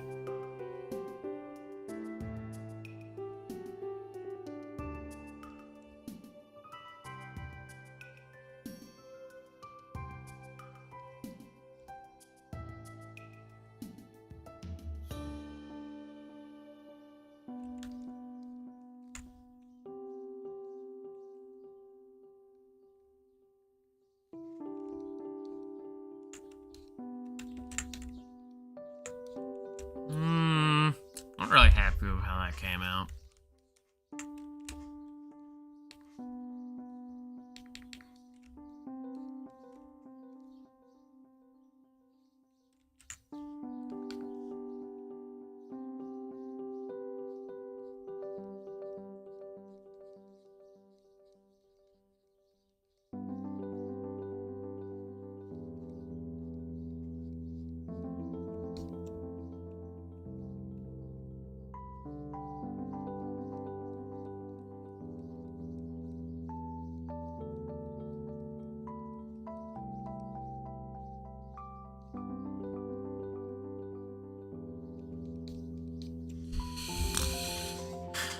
Have no violence. The main way to play Fortnite is through violence. Granted, it's fantasy violence, it's life adjacent. Hey man, I don't do the ratings. I'm just reporting on the facts here.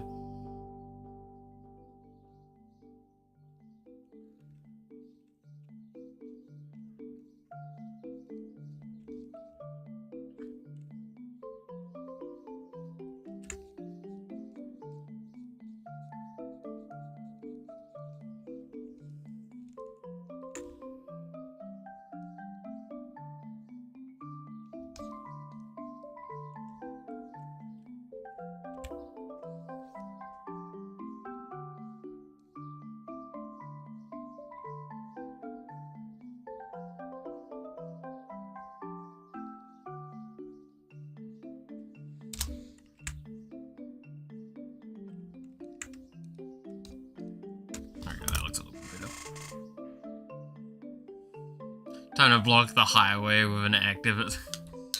Like, it's such a thing to, like, hear and just kind of process. And I'm like, look, the game already has, like, rap songs in it with illicit words that are just bleeped out. So it's already, like, a bit touch and go in my eyes, but hey. Is she eating a spicy Dorito? Sure. That is indeed the face I make when I'm eating a spicy Dorito.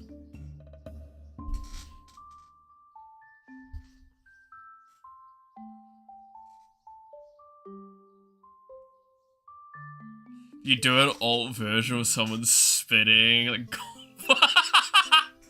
Oh, now can we talk about the mousy Kai? If you guys haven't seen that, can we talk about that? Because that was fucking hysterical.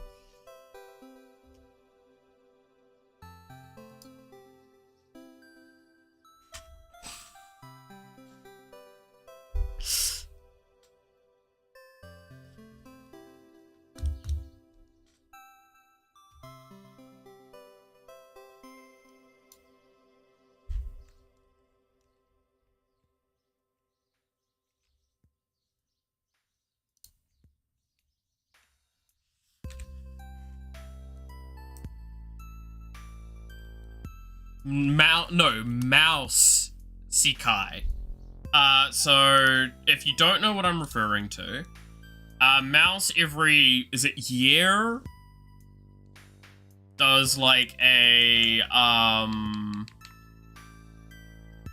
little animated thing.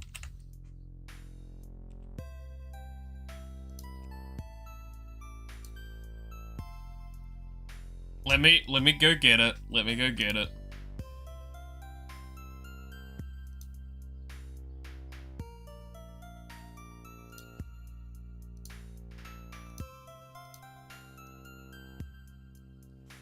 So it's Iron Mouse, if you're wondering what I'm referring to at all. But yeah, no, so Iron Mouse does like a little animated thing. And this time she had a clip in it of... it's not gonna turn up here, is it? Of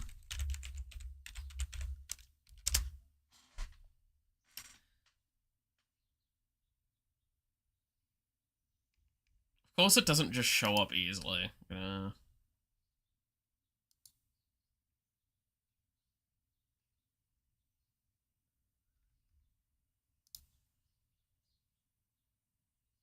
There we are. Cool. Alright, you're ready for this? So this is literally, like, animated, like, copy sort of stuff from real anime, little scenes, done up to be, like, Iron Mouse and her friends. And there's one in here with Nyanas and Aethel, which even they laughed at.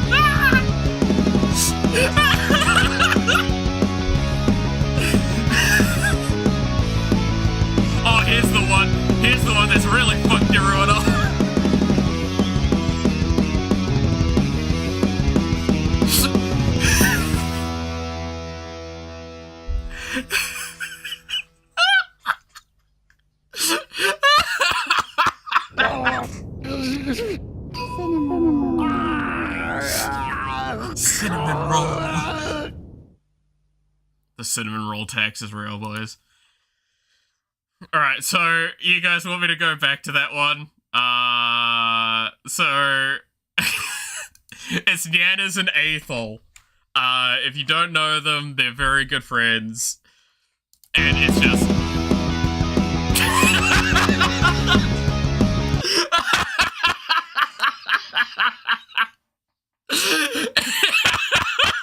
Apparently she did not inform Nyanas and Aethel of this beforehand, by the way, which led to an amazing clip, I think, on her channel, and I need to see if I can quickly grab it.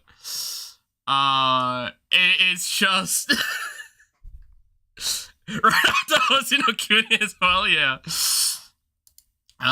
It's so good. Wait, no, it'll be under here.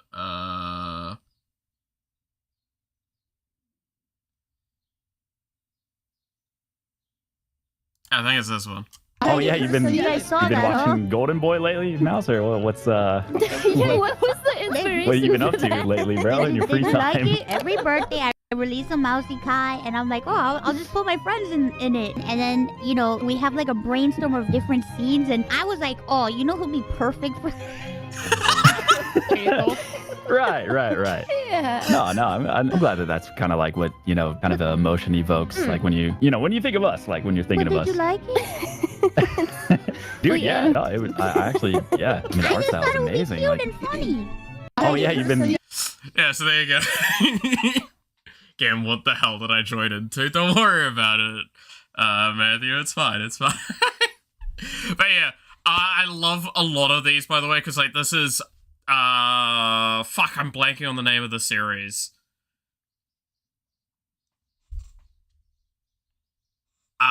But I remember watching the original of this when I was a kid. It's the one with like the souls like merging into the body and shit. Is that Soul Emperor? No, it's not that dumb, is it? Soul Eater? No? Shaman King, thank you, Sweep. No, yeah, Shaman King. Shaman King is what it was, which, again, like, that's gonna really date some shit right now.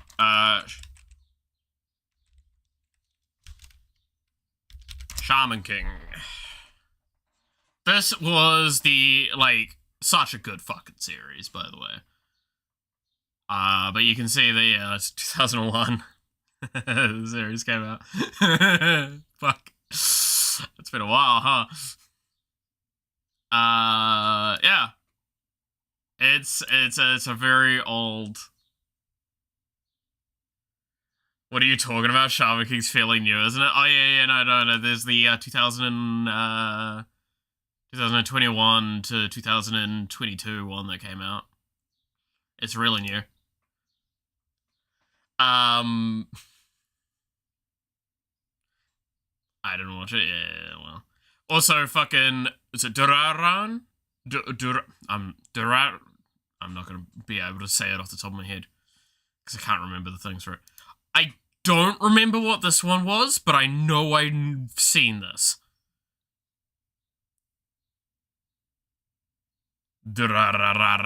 Yeah, exactly. This one doesn't come to mind, but is this Demon Hunters? K-pop Demon Hunters? Maybe? I don't know. Fucking, of course I know that one. But you know, the one that like made me chuckle the most was this fucking one. Not this. This. These motherfuckers.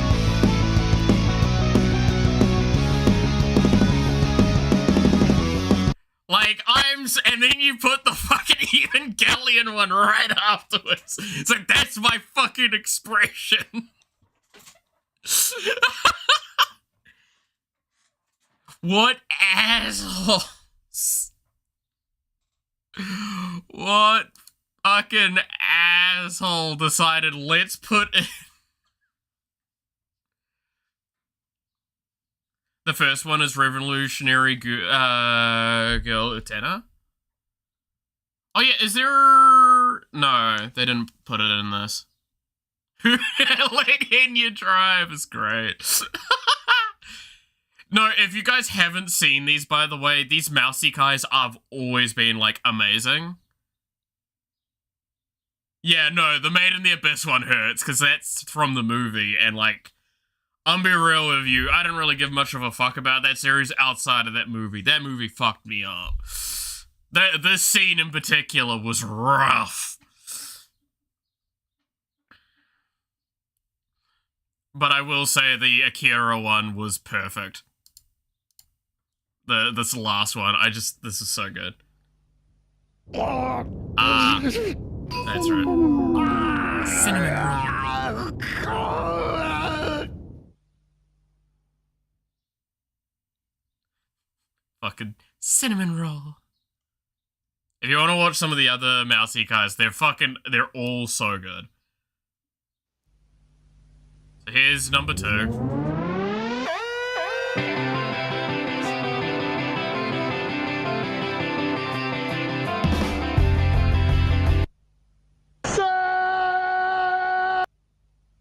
Going twice and sold for $4,500.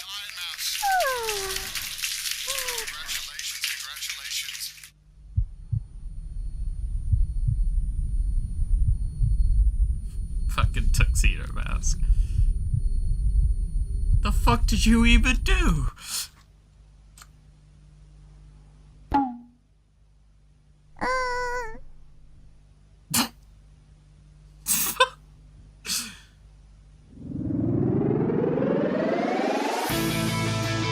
In case you needed that image in your...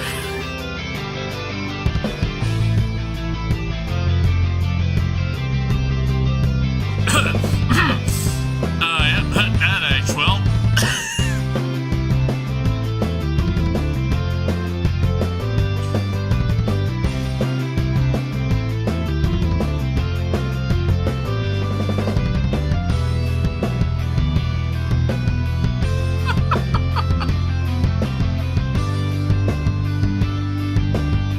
Don't think about it.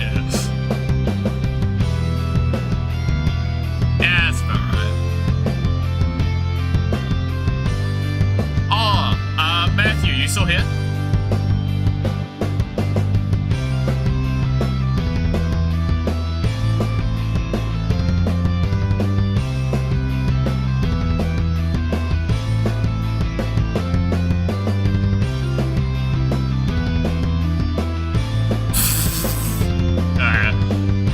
Did you hear that EB's is shutting down? EB Games is shutting down and they're doing a sale today. A massive fucking sale today. I can't remember if there's one in the area for you, but if you can get near one, I would recommend it because they are going 50% off at 1 PM today.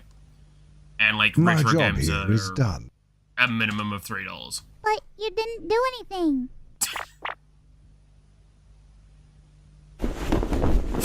This right here, this is exactly what we wanted to do the character after. My job here is done. But you didn't do anything.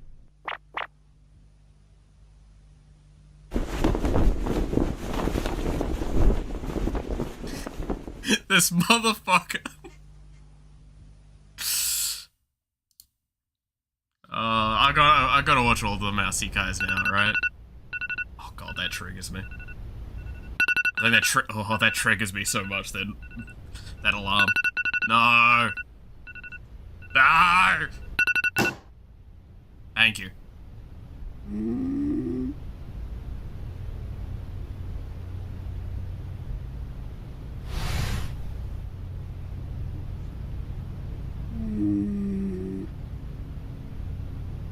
During my Skylander phase, yeah. No, it was a huge part of when I was working as well.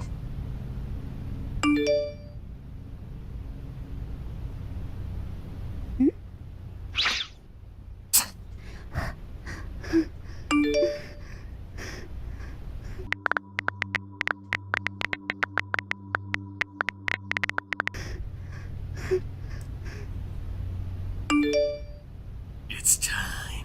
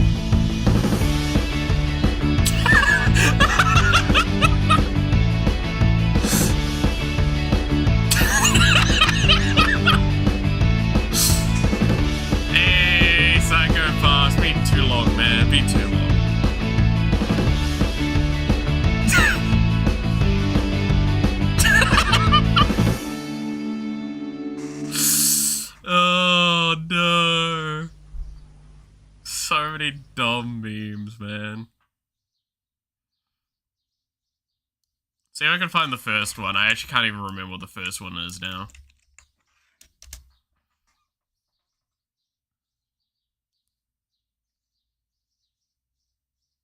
Doesn't look like it's gonna turn up, is it?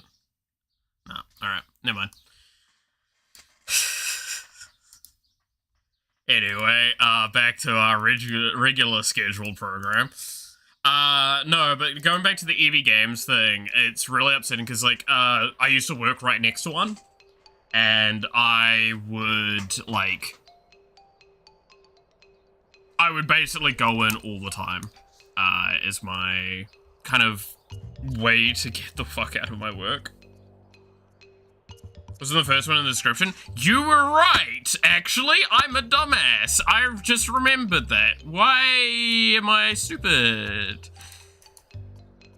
Why am I so stupid and you guys are so smart? I'm fucking dumb.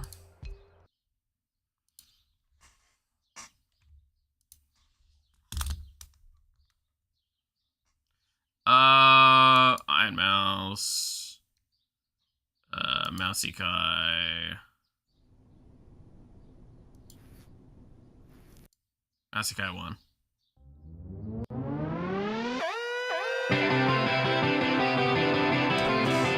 Because you're old? Shut the fuck up.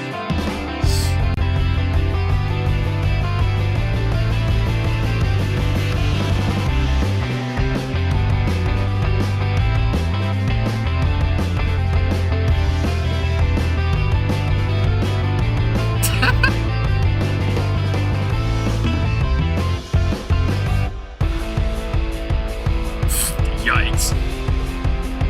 Gotta bounce. Catch you later, Nav.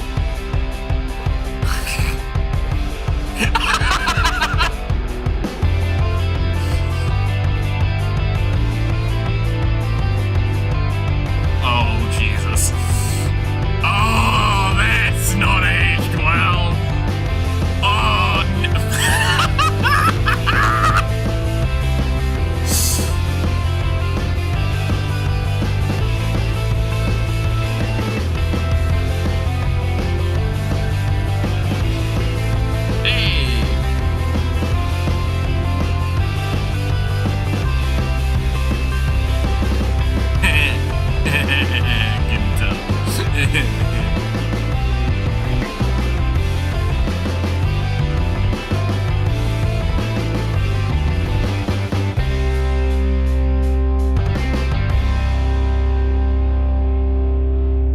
But yeah, no,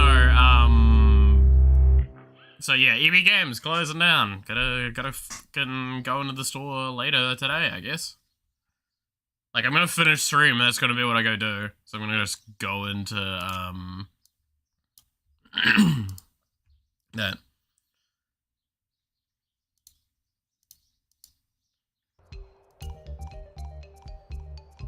Alright, I was gonna draw some. I was going to draw... What was I thinking of? I was thinking of that, right? Wouldn't it be better, instead of a black line, do a line?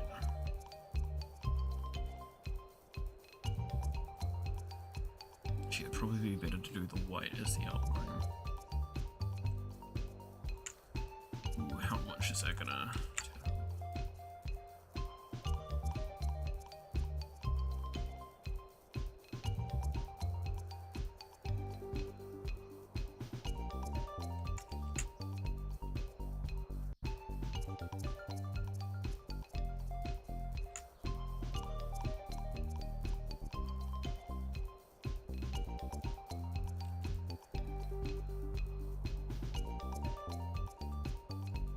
Yeah, I thought so.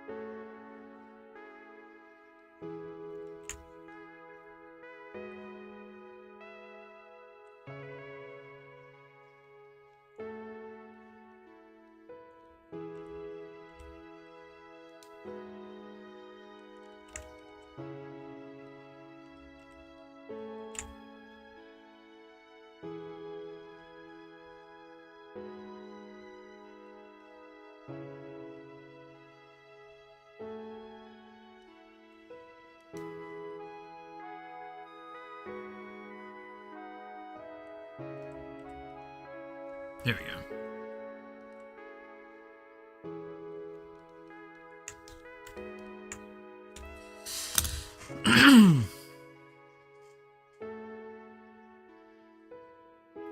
Alright. She says, to be honest, I'm just doing it. It should have been me. And yeah, no, so yeah, I fully understand. I'm in Andromeda mode, so instead I will play, say I uninstalled Warframe again. Realized I was just doing dailies and stuff, so I thought it's time to move on again. So I realized it's not active. Okay. I'll go back to finish Mass Effect. That's fair.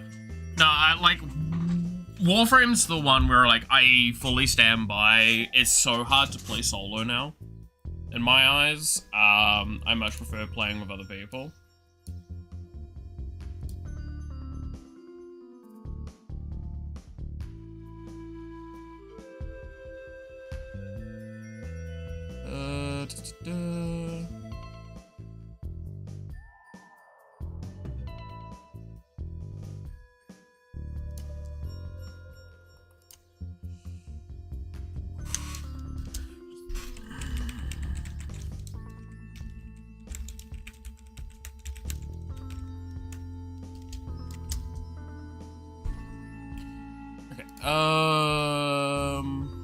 But yeah, no, like, Warframe's such a hard one, man.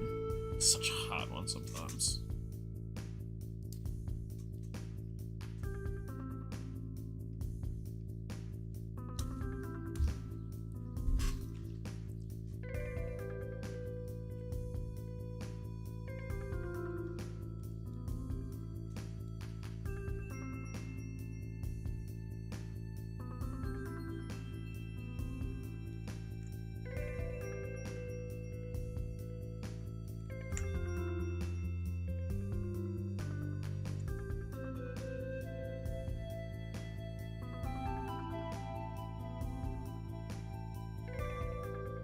Like, I want to play it more. I really do.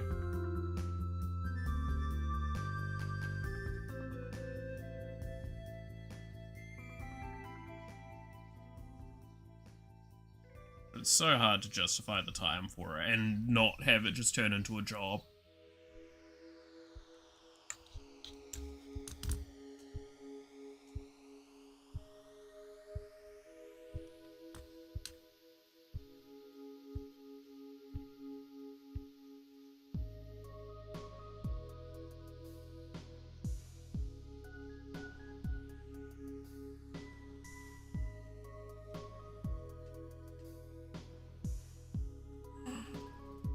It's such a, yeah, it's a.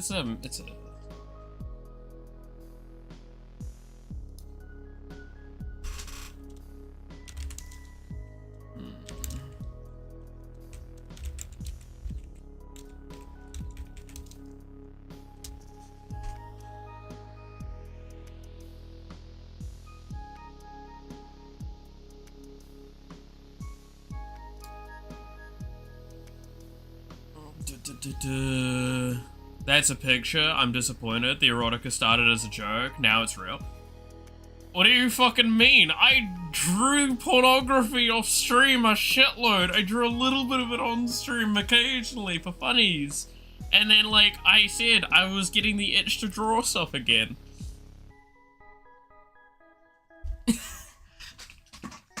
Look, she's just had like a really... What was it said earlier? Like she just had a really fuck, what's the... No, she got one of those like cocktail sausages out of the microwave a little too soon, and now she's having to do like the dragon like breath thing to try and like cool down. It's really hot, man. It's just really hot.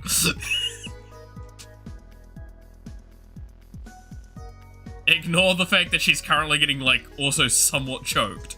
It's just really hard.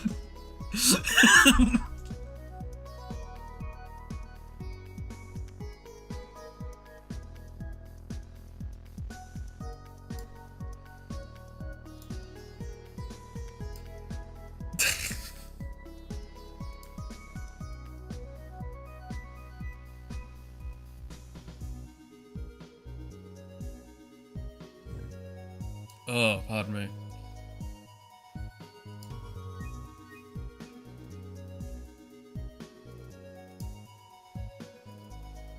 Man, Warframe's a...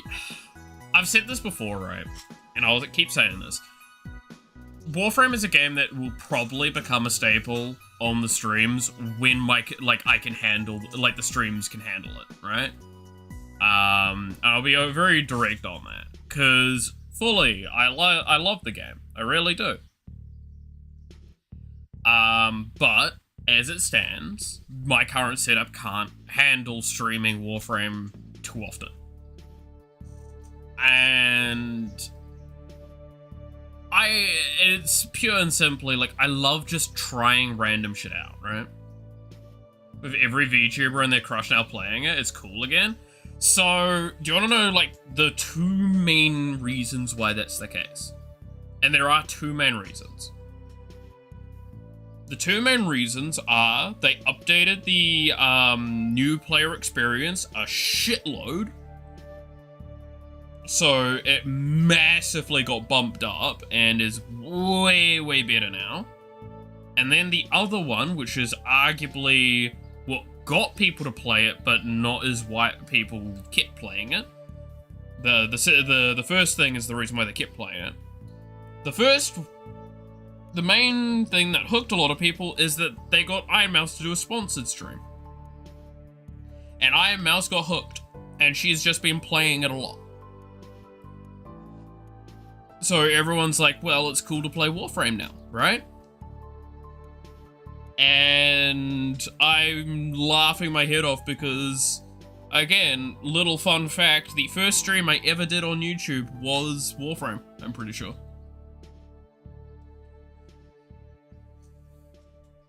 Like, going all the ways back. Back when my audio was fucking dog shit. But, like, I've always been a massive lover of, Warframe. So, to see it getting a massive following and stuff like that, I'm actually very happy by. Like, I'm very, very happy by this. This is things that I'm like, yay, about.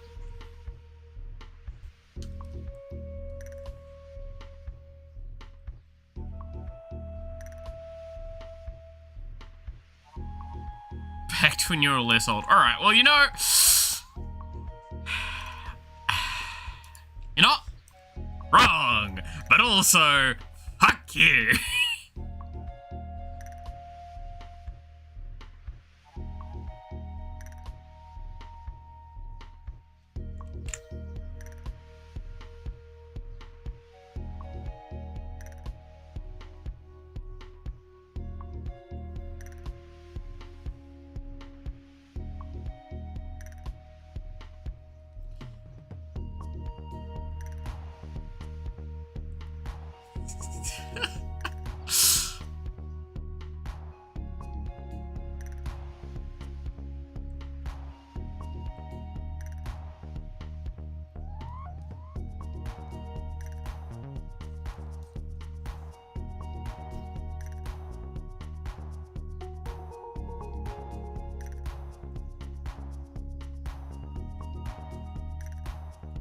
Y'all are so mean to me.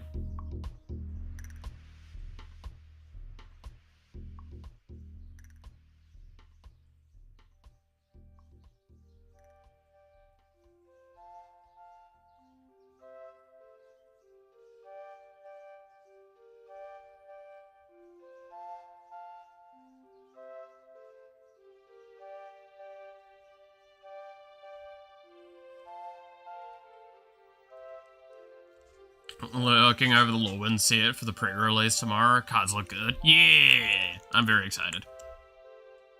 Like I said, I bought both pre-cons. I can't afford to buy anything for the set, which does upset me a little bit. I would have liked to grab, like, a little bit, but I'll just have to wait for singles.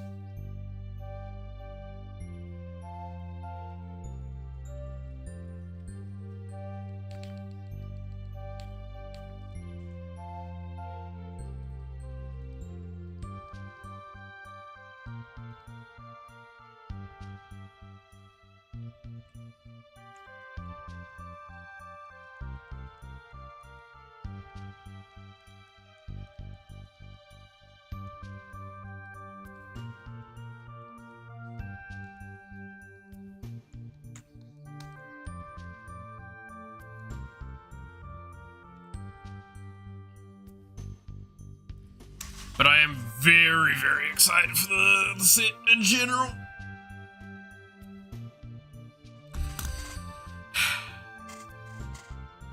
I think it's a really good Magic set, and I'm very, very excited for it. There's like... It's like, it goes infinite with stuff, with enough creatures. Yeah. Oh, no, like, I kind of wanted to get, Brigade as well because of the Chilean deck. Because that deck already is just like, I'm going to pump out creatures, and I added a little bit more to it to pump out more. Where is Chilean Tempo? There. I can't remember if I tossed Brigade in there yet. No, I haven't. But it is definitely one I'm considering, because, like, stuff like Silk, generating creatures on cast. I think I've got one or two other things that generate creatures on cast. Primeval Bounty does. I swear at least one other thing in here does.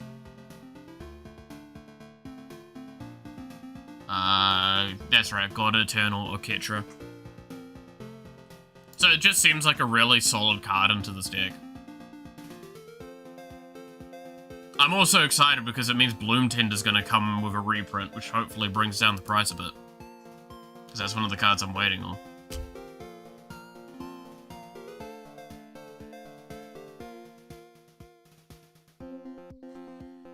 But it is also slightly funny that it's like, oh no, a card goes infinite in my deck? What? No!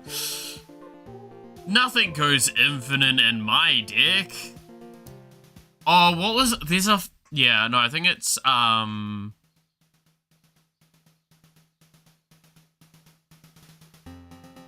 They keyworded the ability? Yeah, it's now Vivid, right? Is what, they've keyworded it as now? Yeah, Vivid. Does that do anything, by the way? I've always been, I'm mildly curious about that. I don't know what keywording, an ability does.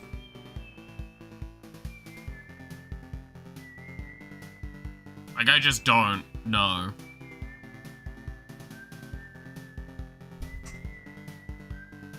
Does it mean that, like, if you've got, say, like, a Marvin, it can't use multiple? Or no? Like, I don't... Is it just a cosmetic thing, I'm gonna be honest? I think it is. But hey, I don't understand any mechanical aspect of it.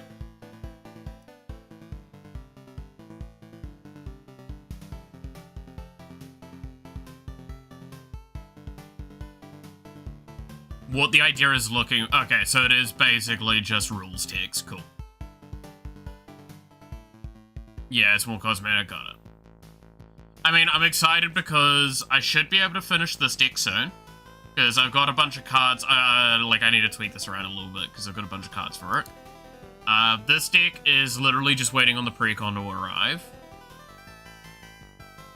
It's like domain in that effect. Okay. When this one wants to load. Yeah, no, this one's literally just waiting on the precon to turn up. Everything else is here. And in the box.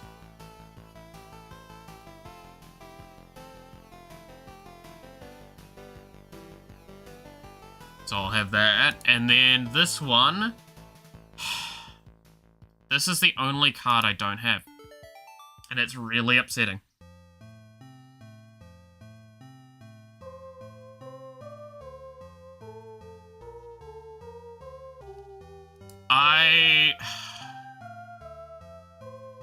I have a copy of this, but I don't want to put the copy into this deck because I kind of want to keep it in the other deck. But also, I might just, like, swap it around for a little while because it's literally the only card in this deck that I don't have in here or isn't in the precon.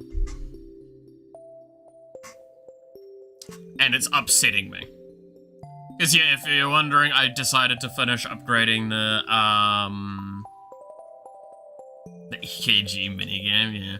I did decide to use literally just the Elementals precon to finish the Wandering Minstrel deck that I wanted to do. I do love, by the way, some of the deck prices are just really funny. Because of like 1 or 2 cards. This one, do you want to know why this is so obscene?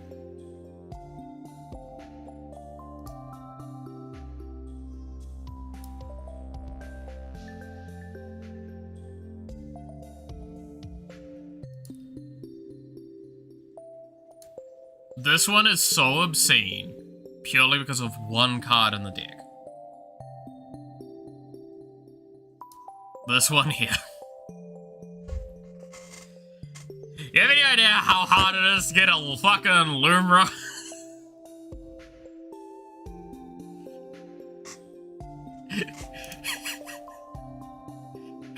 It's like 3/4 the deck price.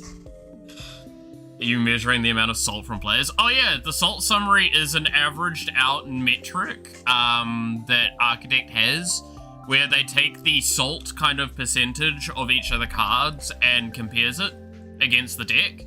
So if you want to see, like, this one's a great one. This one's much lower than the average. This one, nearly at the average. This one we saw a second ago was pretty below the average. This one, again, kind of close to the average. It's mainly because it's got mill in there. People don't like mill. This one goes a bit further. If you want to see probably this is up there. This one's pretty far up there, is by design-wise. But I think my most salty deck would probably be...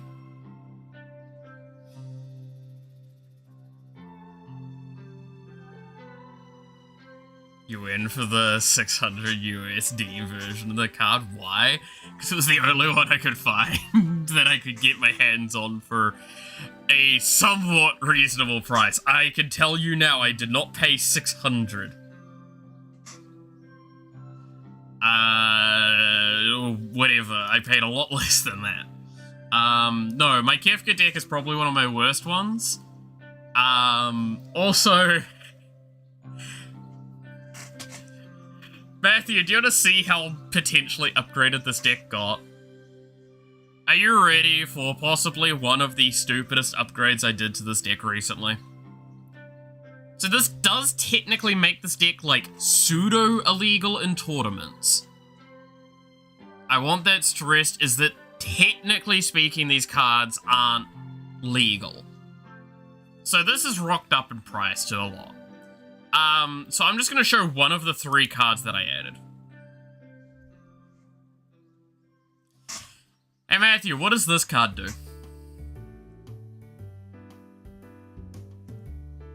And why is it, like, really showcasing how fucking far I've pushed this deck in terms of power level?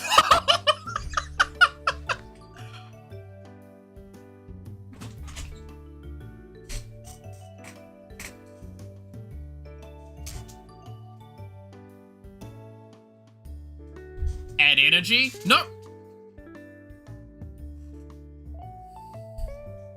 Why have I got Badlands? Yeah, why have I got Badlands? Anyway, hey, here's an underground sea and a volcanic island.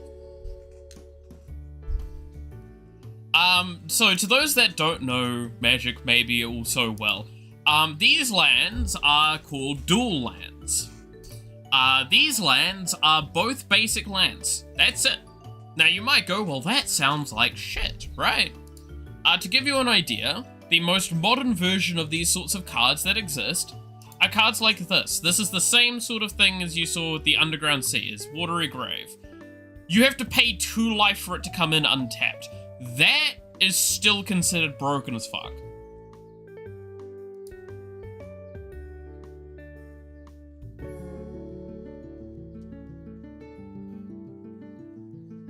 It's not even a set. No, it's literally not. Again, these are the cheapest versions of the cards that you can get. Because just to give an idea to anyone that's wondering what the fuck's going on, to give an idea, normally these cards cost a few thousand fucking dollars. The version I got is one of the cheapest versions you can get, but that's because it's technically not tournament legal. Because the back of the card is not a magic card, it is a, like, anniversary image. So they're technically not legal. Technically.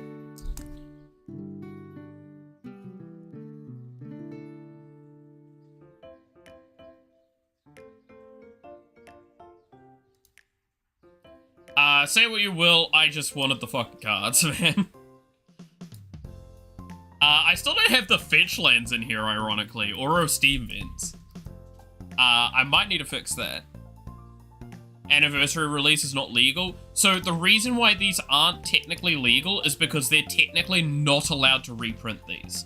These are on what's called the reserve list in, Magic. And the reserve list are cards that they've officially stated they're not reprinting. Because for, kind of like, collector value. The problem is, some of the cards, like these dual lands, are objectively the best cards you can get.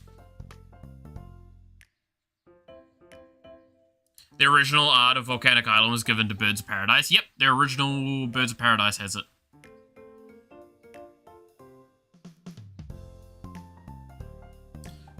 So yeah, these are objectively fucking nuts cards. But the problem is that, again, especially, I think is Underground Sea is the best example of it. I'm pretty sure Underground Sea is the worst. No. Which one's the worst offender for it again? There's one of them that's basically the big one, the worst offender, and by a long shot. I guess Badlands is a bit more. I'm slightly surprised that.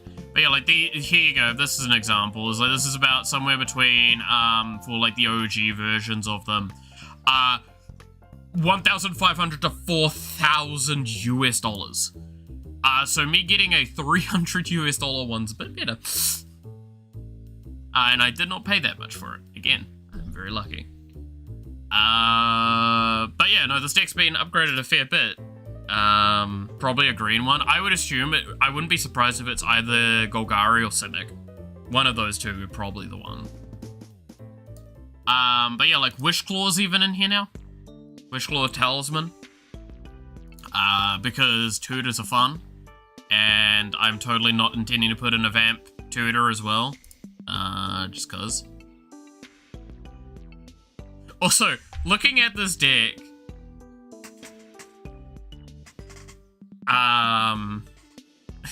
looking at this deck, Matthew, would you want to play against this?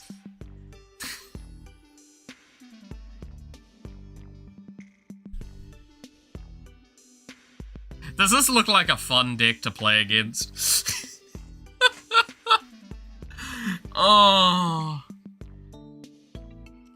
Yeah, no, I did hear about the 30th anniversary problems, but again, it's kind of one of those things of like, while I agree there's probably very valid criticism for it, I'm still gonna get a fucking buy the shit to play the game. And I play Winter! Yeah, that's about right. To be fair, this is gonna get worse and worse as well, because like, Orcish Bowmaster, Ristic Study. I don't even have a Soul Ring in here yet, by the way. That's in my maybe board, which my maybe board is literally my cards that I'm going to add. I just need to remove the shit cards and get copies of all of them for it. I just kind of want to get a special Soul Ring for it. I don't know what yet. But yeah, I need to get a copy of Reanimate. Get a copy of Steam Vents. I'll probably toss that in for one of the islands, maybe. I don't know. Maybe the mountain. Because I don't really need as much red. And I do want to go get the fetch lands in for here as well. I wouldn't mind doing that. But yeah, no, I have to keep this deck out of the house now, because like the last game I played of it was before I even put the dual lands in, and to give an idea, I mulliganed down to 4 cards. I still played Kefka on turn, like, 3. I think. Yeah, it was 3. I mulled down to 4 cards. I just happened to draw a dark ritual early on. And I'm like, okay, well, I mean, I've hit enough lands to just play out Kefka, and now everyone's down their hand size, and I'm up my hand size. Oh no, everyone's targeting me anyway. Got a card to finish the Kratos, Eater and Pearl Air decks, nice. I mean, that's why I'm excited, because, like, this deck is... Like, I can't find a Sandworm Convergence that I could grab easily, nor a Gravity Well, or a Blessed Sanctuary, so I'll just probably take those out for other cards. But I pretty much have everything for this. The only one I'm missing is Gigantosaurus, and then the deck's complete in my eyes. This one is complete once the Precon arrives. This one is complete if I'm willing to take the card out of the other deck. At least temporarily. This deck is 1 card from being done, which is the Trenzalore Clock Tower. That is it. This deck is a ways off, though. And it's like, now we're starting to get into the decks that are a while off. This better not be a stream of unhealthy obsession. No, it's about drawing pornography, Roger. We're just talking about Magic at the moment. I mean, no, it's not pornography. That's definitely not pornography.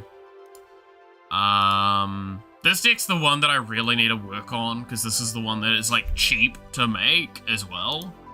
Like, I have a bunch of cards for it. I just don't have the resources at the moment to keep going with it. A good. Thought I had to, hide it from my parents. Yeah, exactly. Gotta hide the Magic the Gathering. Can't show that off. Yeah, just going through some upgrades at the moment, because I was starting to get, like, a little fed up with the 2-mix bag of the playstyle, but I've talked about that before. Proliferate is one of the upcoming decks that I will work on at some point. Because I want to have a weapon of mass destruction. And then this one is just waiting on my mate to send me the Miku cards. And then I actually have way too many of these because I bought, like, a bunch of cards. I actually do have a Garth One Eye in my desk right now.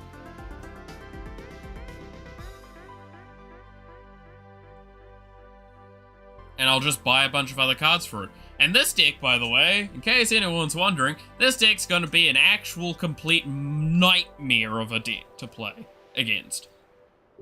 Partly because of one game changer in particular. But it's fine. Yeah, no, this deck's gonna be one of my decks that is just like, I am here to, like, be part of the table and win the game when I feel like it.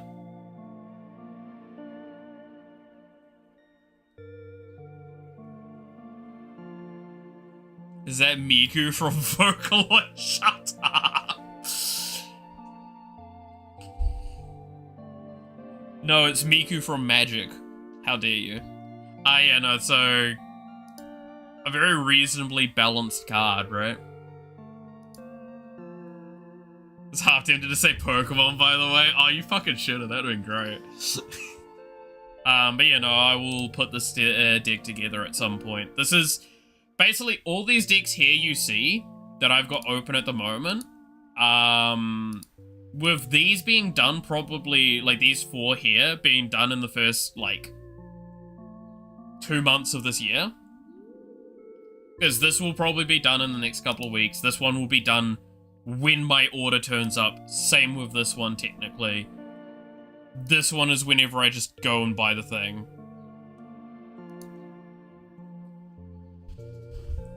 This is just going to be a long-term project. This one is going to be a fairly short-term project because most of the cards are cheap. I just need to wait for them. Wait to set the money aside. This is going to be a long-term thing. This is going to be a long-term thing. And this is a long-term thing. These are the decks that I aim for this year.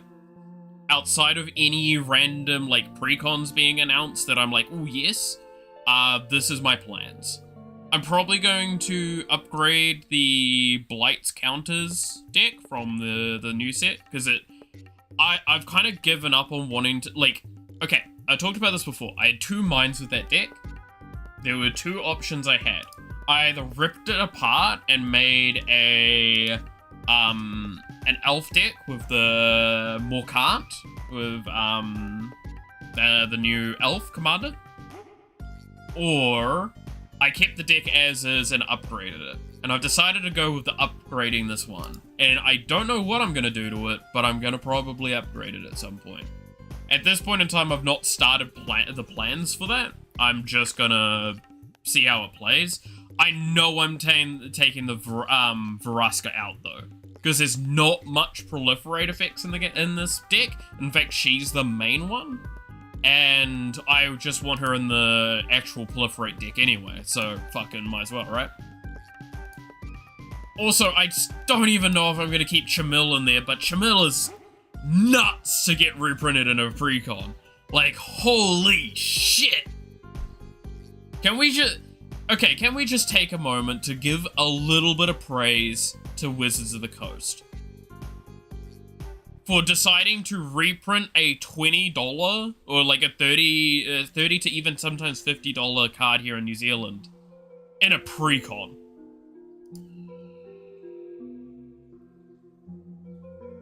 Like, it's nuts. I'm so happy that they just did that. They're reprinting a bunch of old precons with Lost Caverns of Ixalan getting a bunch. We've got shit like this. I'm like, this is actually starting to be good again. Like, I'm happy. Because, like, most of last year, I was pretty upset with things outside of Final Fantasy and Tarkir and Edge of Eternity and Avatar. Like, everything else felt quite blech, and it just felt too overwhelming. It still felt overwhelming even with those sets. But like, this is legitimately, like, I'm actually okay with this. This feels great.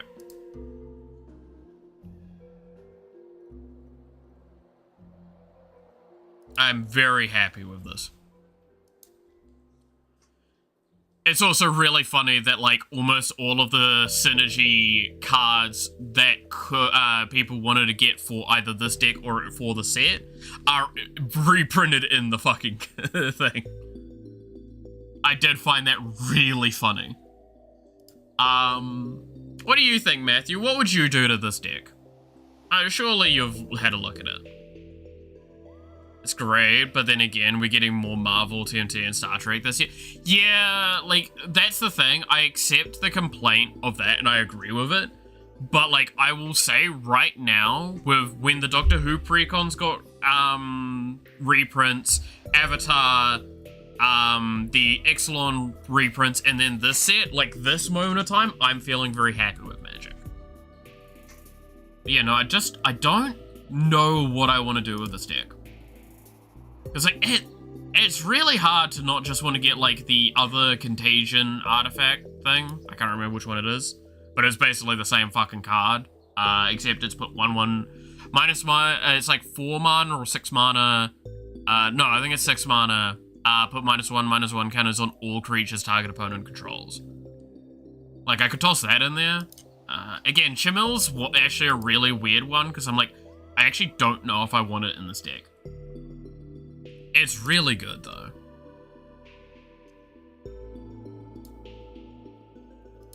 The Reaper King No More is such a mix-up as well. I still think Auntie is probably the better commander. Just because, like, you get draw and you get threat with this, so you can, like, be able to recast it pretty effectively, whereas this one was just, you can steal cards, which I'm like, that's really good as a support piece, not as the commander, I feel. Personally. And also having Blight 2 as its ward is really nice. But, like, Evolution Sage is an example of a card that I'm like, I wouldn't be against taking this out of the deck. Just because Proliferate doesn't feel good in here that much. I'm also, okay, No, this is the wild one to me. Archfiend of Ifnir. There is, like, only the cycle lands. Like, the lands that do cycling are the only things I think that fucking proc this guy. Because I'm pretty sure most of the effects don't have you discarding.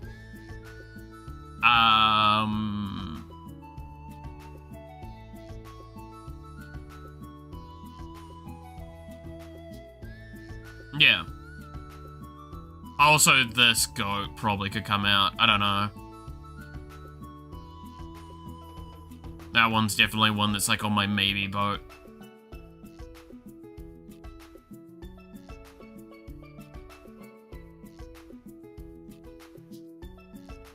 I've looked. There's not much -1 from the 3 or 4 other set. Like 3 or 4 other sets. The moment Auntie is a better commander as a value piece, but I can see it being the Reaper being great someday. Oh yeah, no, like again, it's one of those things that like I'm pretty sure you could make the Reaper be a great commander if you built more towards that. But especially as the deck is, I think Auntie's just too much value. Like, okay, maybe I should explain this a little bit better. How I look at it is, Auntie is a better general commander for piloting a deck like this. Whereas the Reaper is much better in targeted pods, where you're like, no, I know they've got really good cards, and I can like design the deck accordingly to that, right? That's where I sit with that. That's my belief. It's like, I think it's good even now. It's just like by comparison. Cathartic Reunion and Cathartic Pyra. Oh yeah, the discard things like that. Okay. Yeah, but is that enough to like justify Archfiend? Like, I'm gonna be honest, I don't feel like it is.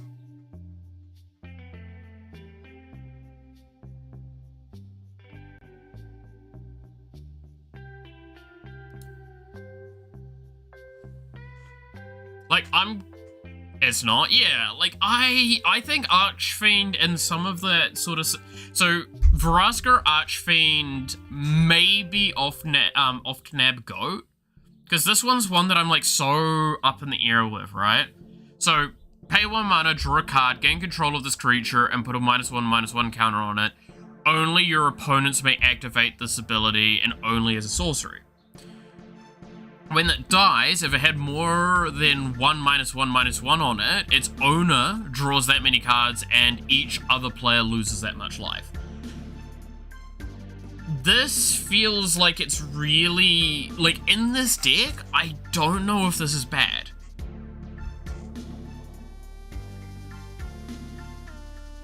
Because it's really, really easy to, like, kill this off with -1/-1 counters yourself. Right? Even if, like, they start, like, your opponents start going, like, no, we're gonna keep it around on, like, 1 toughness left. It's like, no, you can still do something about that. So, like, I'm kinda mixed bag of it. It's just that you're paying 2 mana for no immediate effect. That's my problem with it. But it's a hell of a threat piece. I guess we could say it's goated. It's goated with the saw? Yeah, no, like, that's one that I'm, like, very up in the air with still.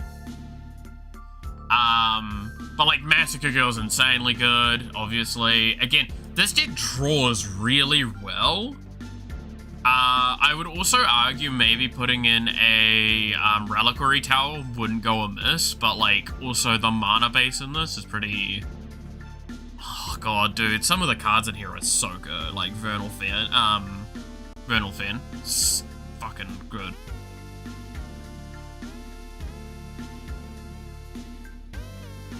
Like, again, they have really stepped up their game with pre-con lands. Like, the land base is definitely better. To be fair, it is 39 lanes. I can probably trim that a bit. Clean that up. And it wouldn't be bad.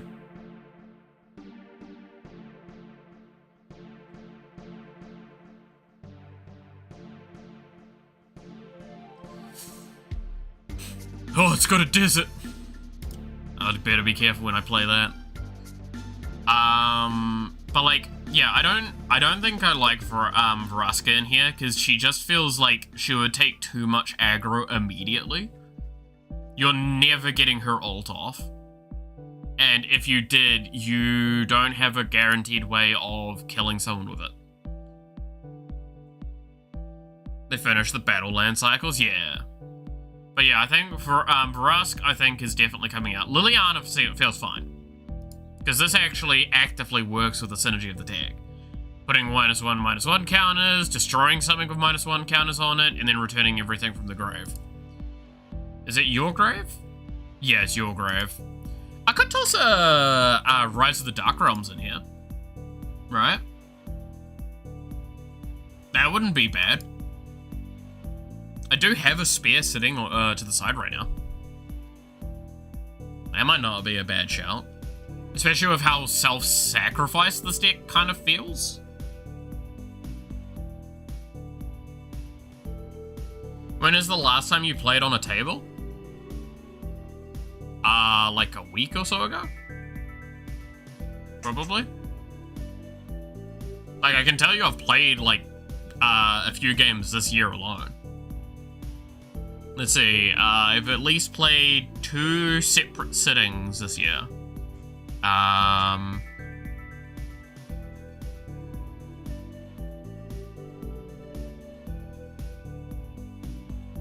To give you an idea, Jin, on that kind of query, so Snake is a Noxie who I live with, also play Magic. Noxie's brothers come around to play Magic from time to time. Well, I say time to time. Like every week or other week, they'll turn up to play Magic, and sometimes I'll come in and play with them. So it's like, it's at least multiple times a month I play at the table Magic. So me physically having decks does matter a lot to me. Be bad, no. Yeah, like I'm thinking I could toss Rise of the Dark Realms in here. I'm wondering if there's anything else that I feel like really feels nice. I might have, no, that probably won't be great. That one's fine. Sitting on the at the table right now. Last time I played Magic was the 9th of January. Yeah. Like I play Magic fairly frequently. I don't go into the stores anymore though.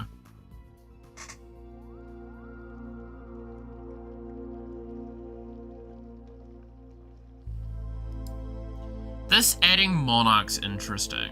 Is this the only Monarch card in the deck? I think it is, right? Grave Venations. I mean, this deck probably swings fairly... It was because, like, was it Red Cat? Is that the one I'm thinking of? Come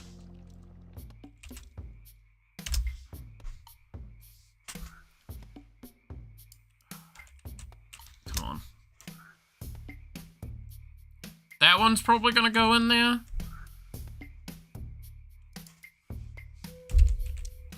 Red Cap. Fuck, what is it?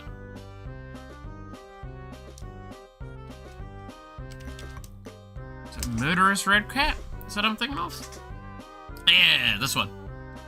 When it enters the battlefield, it deals damage equal to its power to any target. It's just a consistent, persist target. Yeah, Murderous Red Cap. So, like, that could probably go in there. There's already a couple that have stuff like that. Also, I think there's other things that give persist. No, there's a lot of wither. Yeah, that had persist. I guess I could... Could I eat counters? I could probably have some stuff to eat counters. I don't know if I really...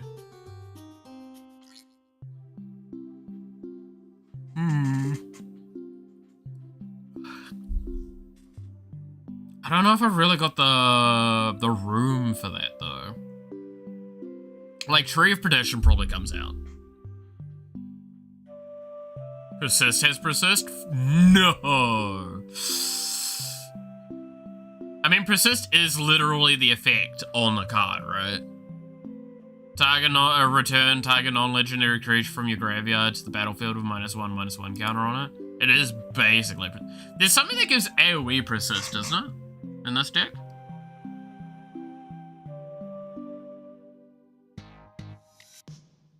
I feel like there was something that gave AoE persist.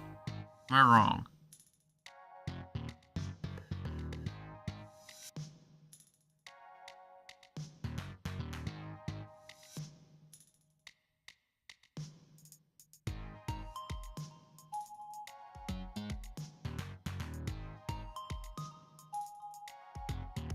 Must be wrong. I do love, by the way, that they've added in Clash cards. Like, I fuck with this so much.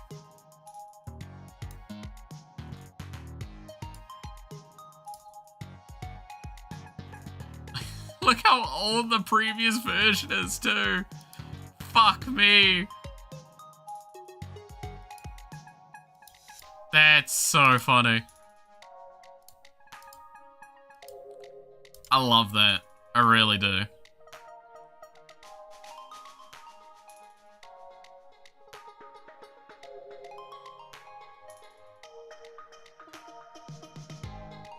But yeah, no, I definitely, I don't know. Yeah. Clash is a lore-win mechanic. Correct. Have you seen the ads for the set yet? No, I saw one of them in passing and I didn't watch it.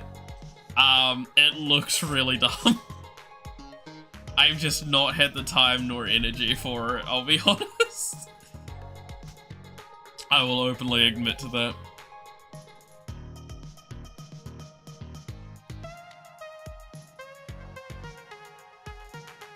I feel like this deck just wants more recursion, honestly.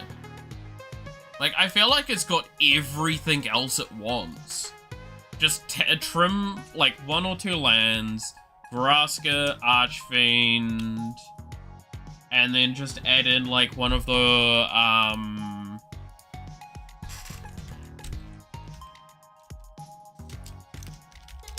what's that one enchantment?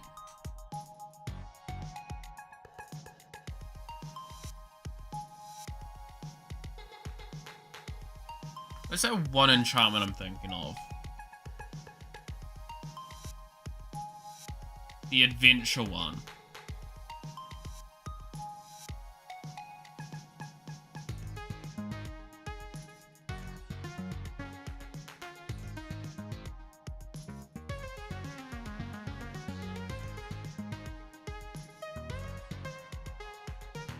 Of course it's not going to show up here. That's upsetting.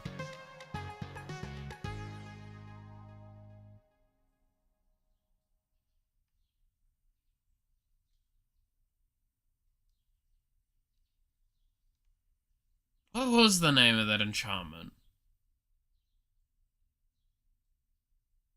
What color? Black.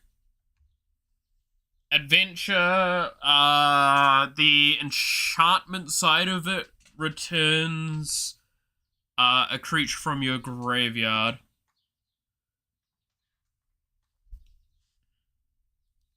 I can't remember when. I think it's beginning of upkeep. It's not Living Tomb, I don't think.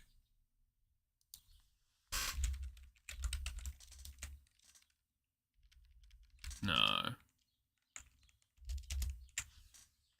Virtue of Persistence. Oh, that's it, yeah, because it's part of the Virtue lines.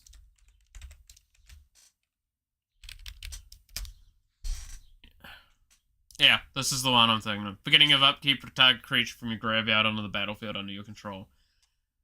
Like, this in there would be good. I feel. Yeah. Especially with its sorcery being -1, or -3. It's not counters, but it is a negative thing.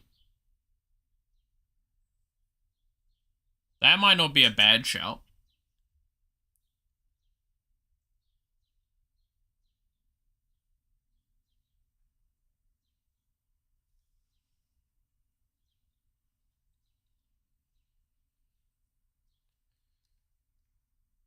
Reanimated someone's Vorinclex and shoulder of that card.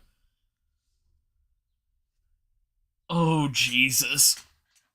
Well, I mean, it's their fault at that point. I'm gonna be honest.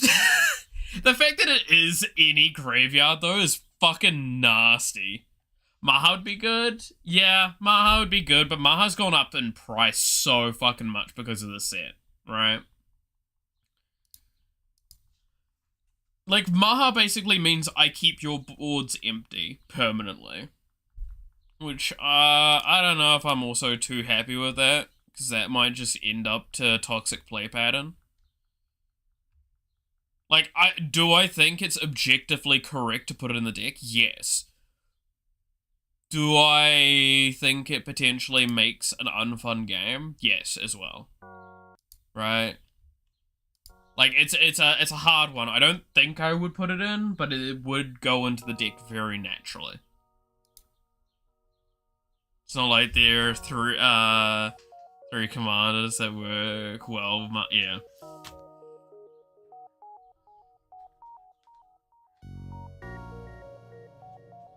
Oh, fucking cables. Cool, there we go. Yeah. I mean, Maha's such a dangerous one. No, one of the decks that I've been really wanting to, like, fuck around with recently. So, I talked about this briefly before, right? I bought the Vampire, was it the Blood Rights Precon for 2 reasons, right? The 2 reasons were, I wanted to make an Egg Markov deck. I've been wanting to make one since the beginning. And it gives me, like, 90% of the cards I would want for the deck. Again, if I go group by collection, 40 cards, including 30 cards here, are all from the precon. So 70 cards out of all of these cards are from there, and a couple of these are actually in the precon as well. But I just had versions of them. So that gave me that. But then it also gave me access to one of the most arguably broken enchantments ever released in all of Magic.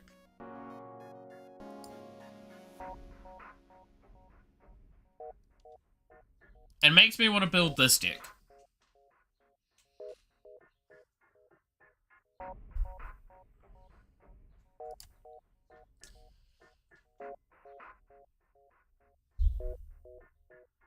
So, this card should not be taken lightly.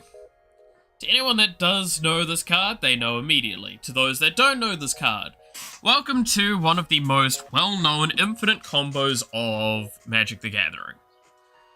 Exquisite Blood and Sanguine Bond. This is a term used for this combo, but it makes very much sense. So, Exquisite Blood comes in the Blood Rights Precon. In fact, this is actually the version of it, which shows how much the price has actually dropped. Because normally it is a lot more. It's easily a $50 card. So how this works, those that don't know, whenever an opponent loses life, you gain that much life. Damage counts as loss of life, by the way, to those that don't know. This is normally a reminder text that is actually on some of these cards.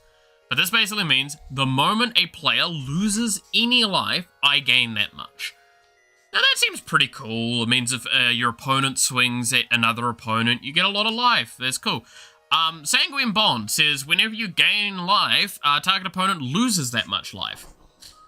Now, I'm sure anyone that was paying attention knows immediately where this is going, but it basically means that when either I heal or someone else takes damage, one of those triggers, which triggers the other one, which then triggers the other one again, which then oh no.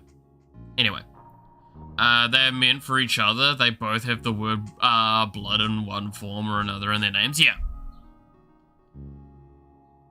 Again, Sanguine Bond and Exquisite Blood are very, very famous together. They are the infinite of magic.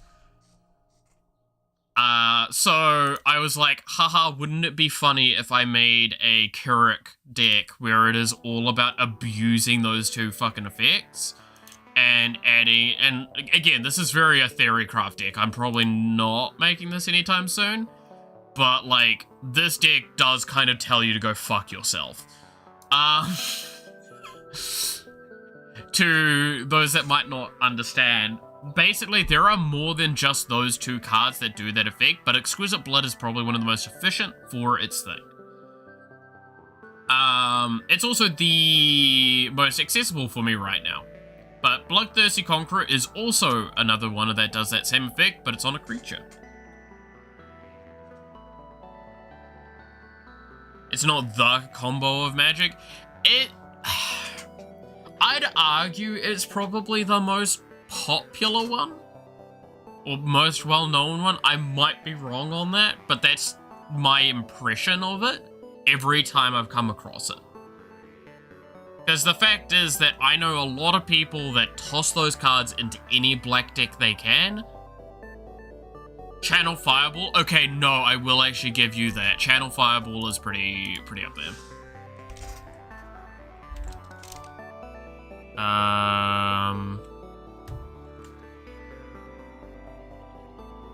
Was it,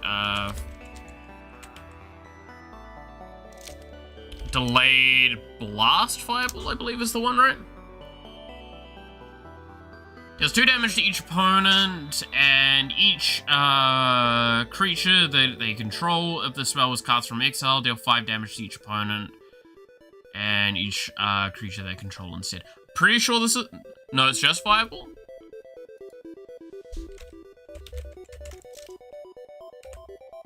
Was it just Fireball that used right? Beyond, it deals X damage divided evenly around. Yeah, oh, yeah, no, that's right. And then you just.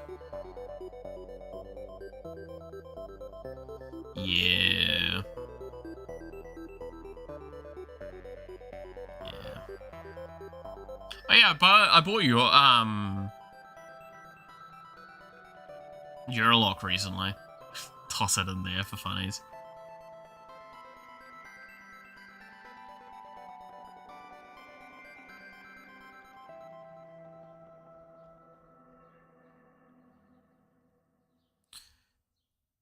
Delayed. Oh, no, I think that's probably why I'm remembering it, because it's very popular in there.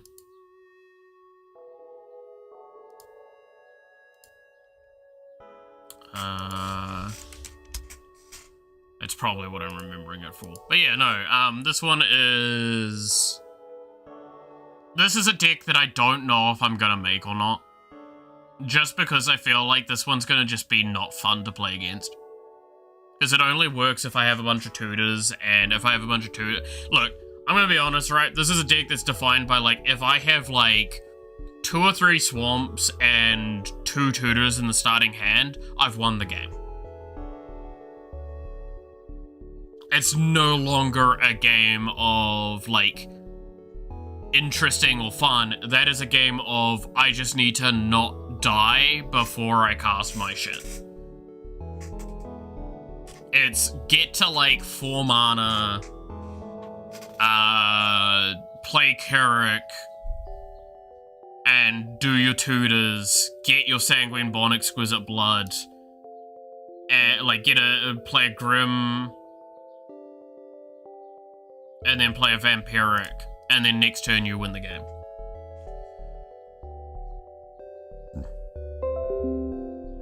Pretty much. I have a delayed Fireball story in D&D involving a Wall of Force and that spell. Oh god. Go for it then. I'm curious. But yeah, like, it's...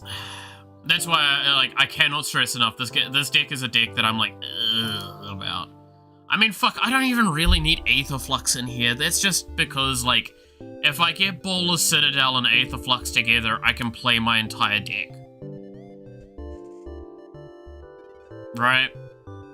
Like, it's just go until I hit part of the exquisite sanguine combo. It's like you've got Veto that does part of it, you've got fuck, Shard also kills people, especially because well, Razkit's also a tutor. Bloodletter of Alcazar, again, an absolutely nuts card that just says go fuck yourself.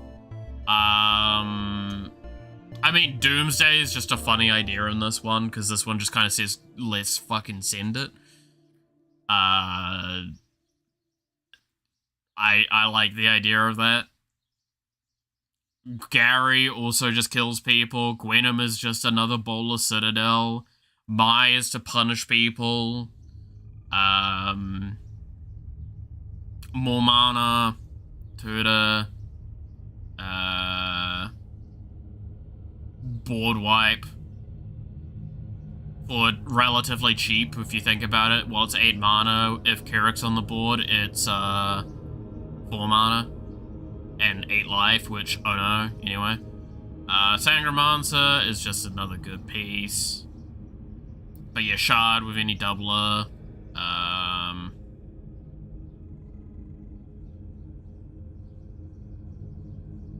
Another tutor. Like, there's a lot of tutors, a lot of life gain. A lot of ways to get cards from your graveyard.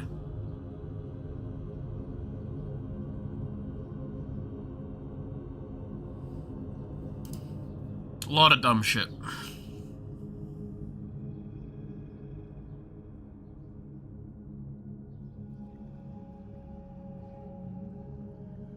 Sensei's to manipulate top because you're playing with a Bola Citadel. Might as well, right? Staff of the Death Magus is just such a funny card, by the way. Because if you've seen these staffs, there's a staff for, like, there's one of these cards for every color, and it's amazing. Life gets stronger as long as it say, Wall of Forces, Ventral Wall of Force. Proper teamwork, you can put your foes in a box with a high explosive bomb with a 1-minute timer. That's fucking amazing. But yeah, Staff of the Death Magus is just such a nice card in this deck, because it's basically whenever I cast a black spell or I play a swamp. So it's whenever I play the cards in my deck, I gain life. I mean, fucking why not, right? Right? Also Liliana of the Dark Realms, because I objectively want to build a deck with that card, because it just looks funny. Also Urza's Saga, because I hate my life. Urza's Cave, because I really hate everyone. Urborg, Radiant Fountain, because I hate life. Nykthos, Cabal, Adventurers in for the same reason, Radiant's in there. Just because emergency life gain land. It's like, I'm gonna die. I need to play a land to get a little bit of life. Again, this is the fun part I really like. About some of the stuff in how I do these decks, right?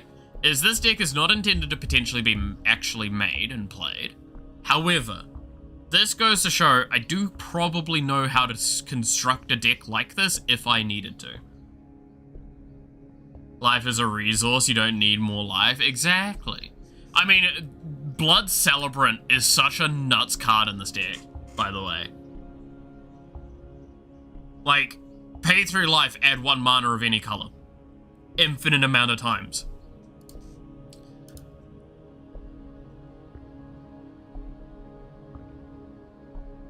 Like, I can pay my generic costs with that now. So every card just costs life. So again, Aether Flux or any other, like, life gain effects, you just kind of just go. It's very, very nutty. Again, a deck that I'm not sure I'm gonna make.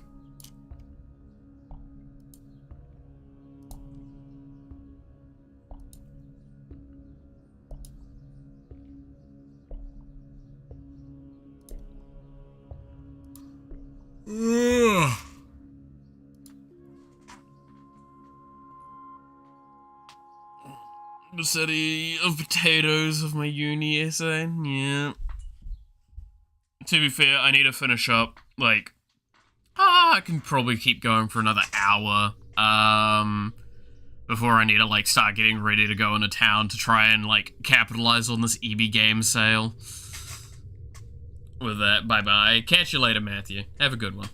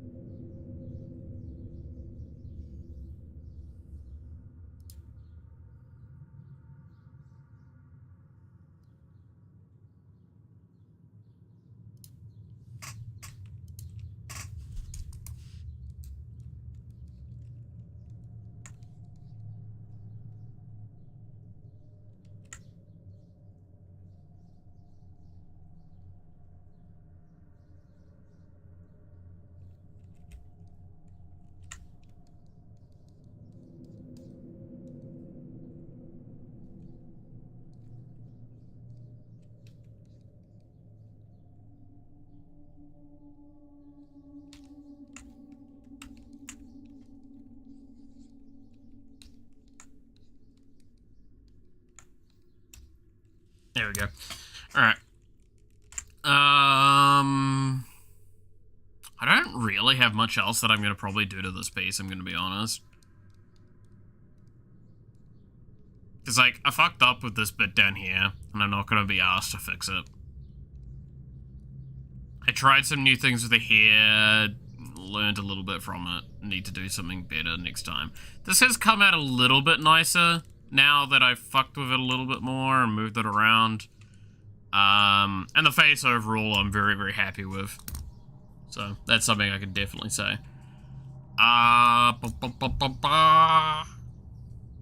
So, let me just quickly... file... export... PNG that I export it, right? Yeah. So I can go toss that over on the twits. The Twitters.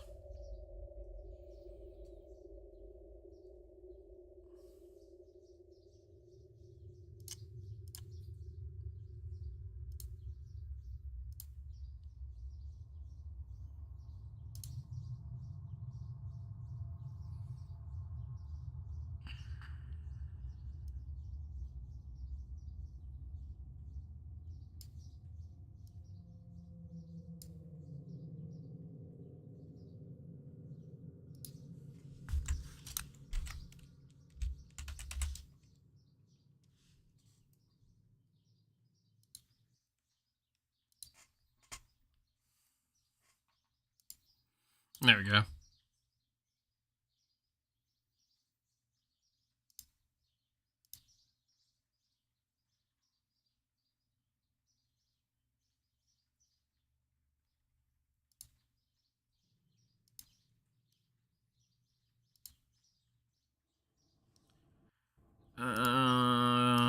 Recent. There we go. Sure, I like my own stuffs. Okay.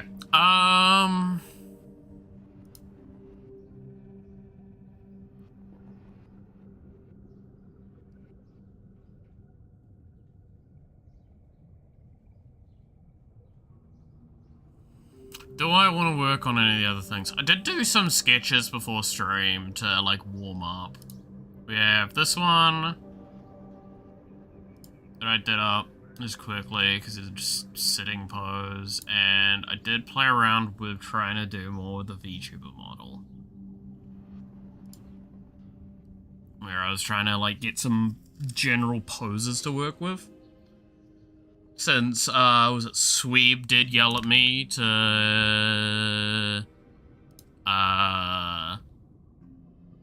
do the thing. To do a, whatchamacallit? A reference sheet. I've been playing around with it a lot. I really don't know. I really don't know what kind of design I'm finalizing with.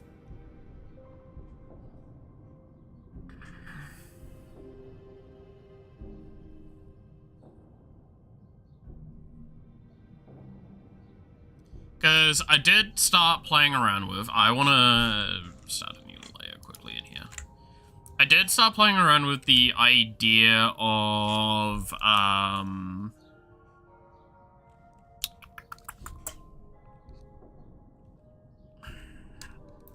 like the Has-Been Hotel, like kind of visual style as well. Because I was like, fuck it, might as well, because I do really like that style. I've liked that since I was younger, a lot. Fucking...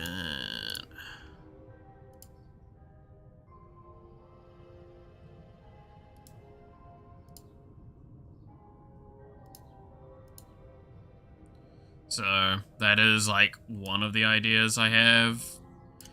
At least going with the idea of, like, again, I really like, Lou, Alistair, and Vox's, like, the way their smiles work in that series, a lot, is just the very, almost cartoonish grin with, like, excessive teeth.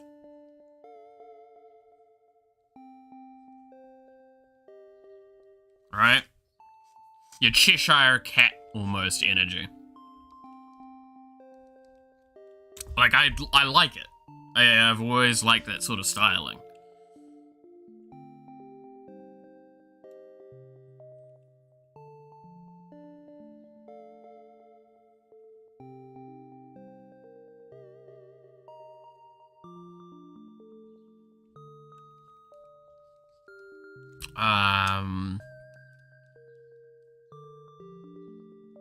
So yeah, I don't know. Like the other thing I've talked about before is I really like kind of anti-hero-esque like fallen angel aesthetic. So the main stuff I talk with that one, because I'm just going through all my design stuff at the moment in the top of my head. Is I really like a character that is not per se evil, but is evil because what they believe is fine or normal is considered evil or wrong, right? Which is why I like a lot of stories that the way they interpret Lucifer and stuff is because it's like, no, per se he wasn't wrong, it's that he was wrong from this angle, right? So that's why, again, like, Alistair is such a, and has been, is such a good character to me, and I like that kind of character. It's why I also liked Crow and Ruby, because Crow is a fallen from grace kind of character. He is a legendary hunter that is no longer a legendary hunter. Like, people know of Crow, and I'm sure there's, like, exploits of his told as tales. But, like, he is not that anymore. Again, he might not be, but he gives off, like, that anti-hero fallen angel aesthetic that I'm talking about.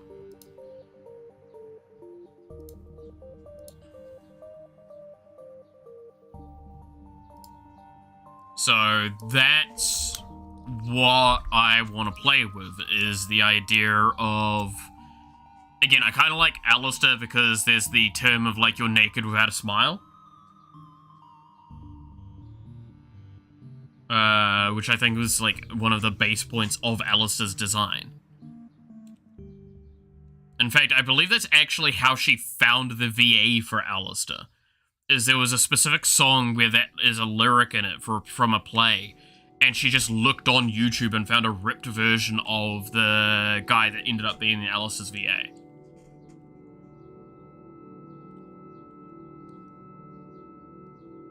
As you're never dressed without a smile. Or you're never fully dressed without a smile. That's, I think, the line. Let's see if I can find it.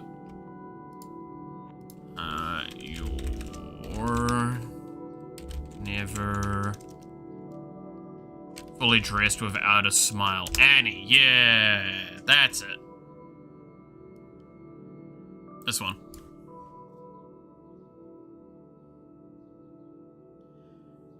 Da-da-da-da-da. But yeah, stand for nothing, you fall, and you fall for it all. You need love. Ever fully dressed without a smile. Stand for something, have it all. It's real, your life and everything. Ever fully dressed without a smile. Again, like there's a few lines Alistair has in the series that also help encapsulate that concept.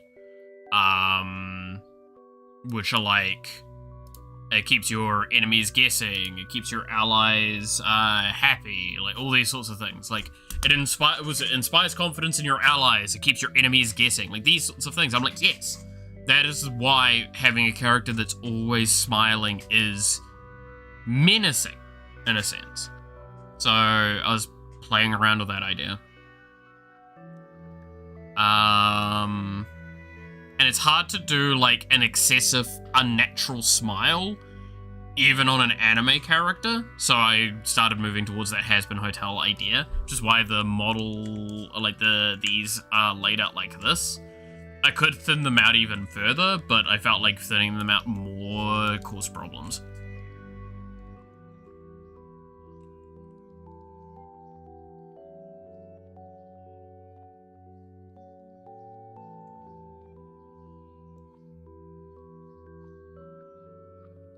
But it would be kind of like, those are the horns.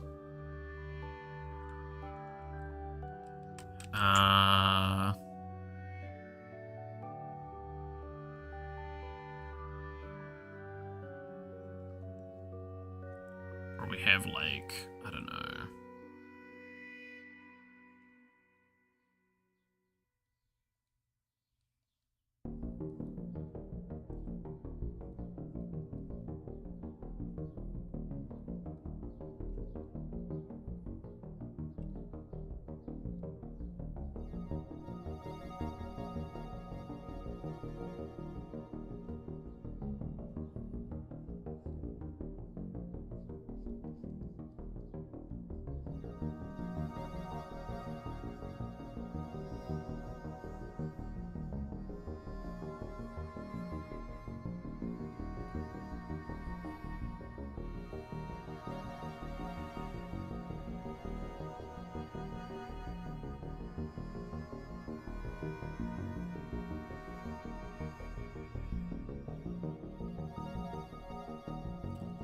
Hi, bud.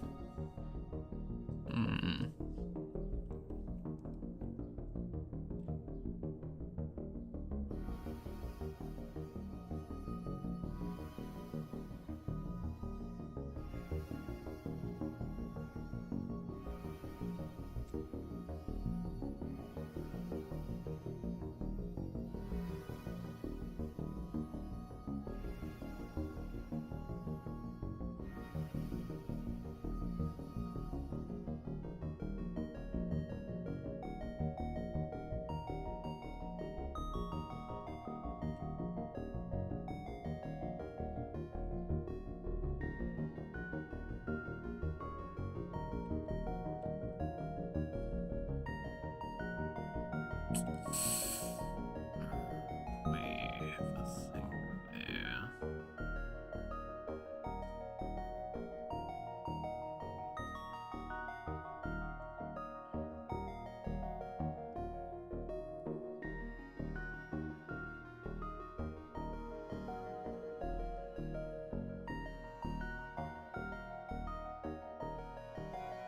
What if I did,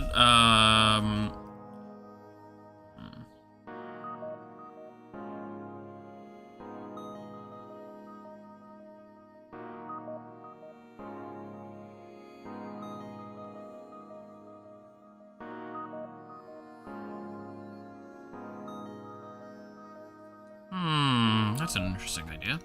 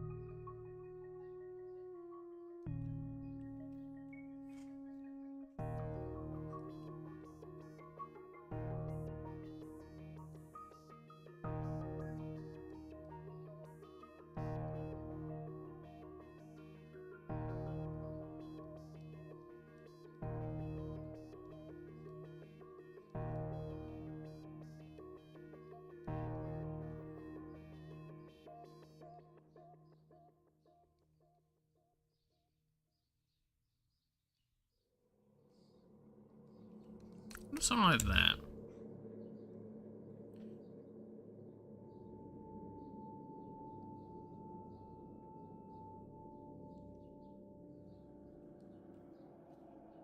And then...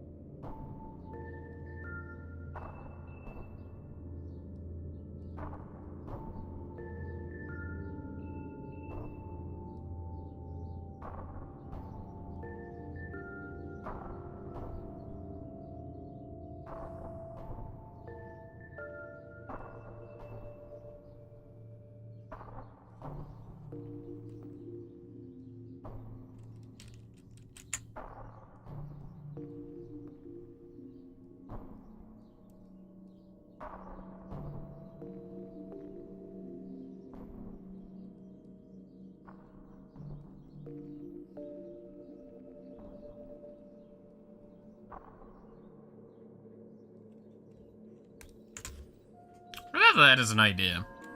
I move this into, like, boots. I don't know, fucking spike.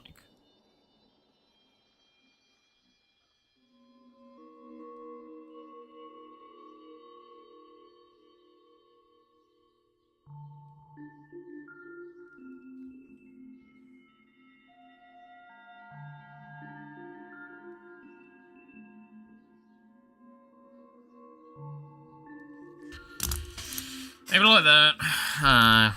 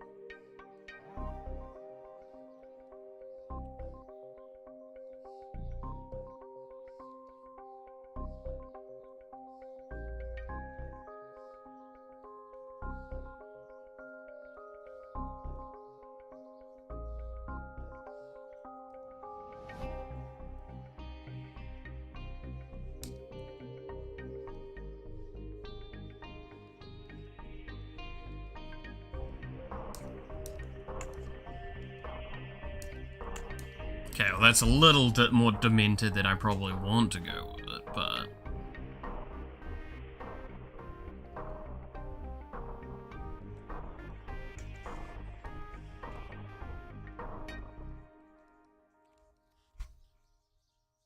let's kind of just trim out these a little bit, and that fixes a little bit of it.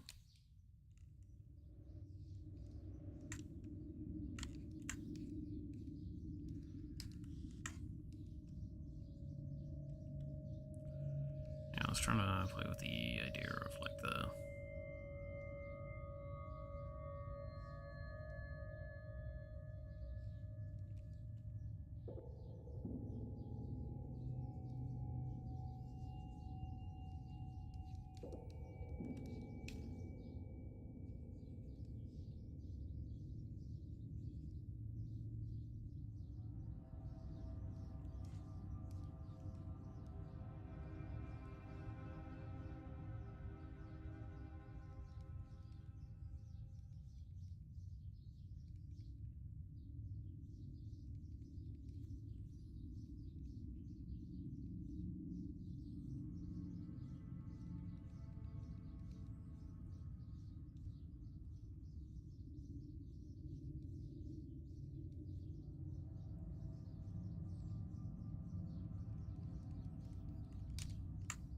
What do I play around with that as an idea for it all?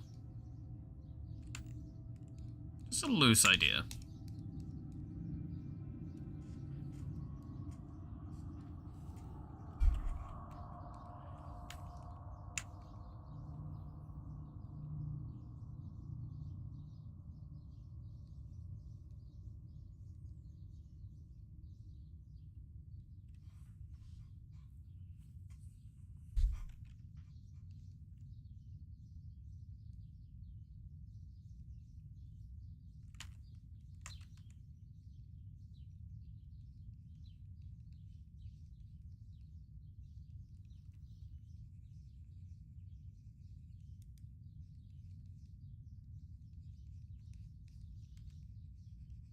So the pupil really adds to the, like, derangedness in these designs sometimes, man.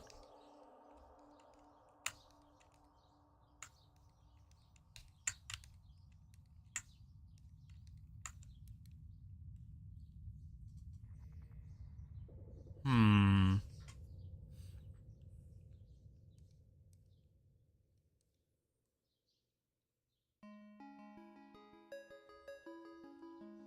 Hmm.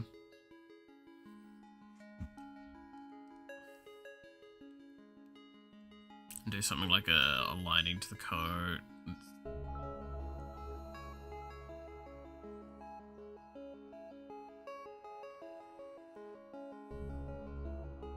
Not too busy, still thirst drafty. Well, it's fairly busy around this area. Maybe it's too busy? I don't know. Oh, yeah, it's also because there's no, like, no, it's there at the moment. I don't do that.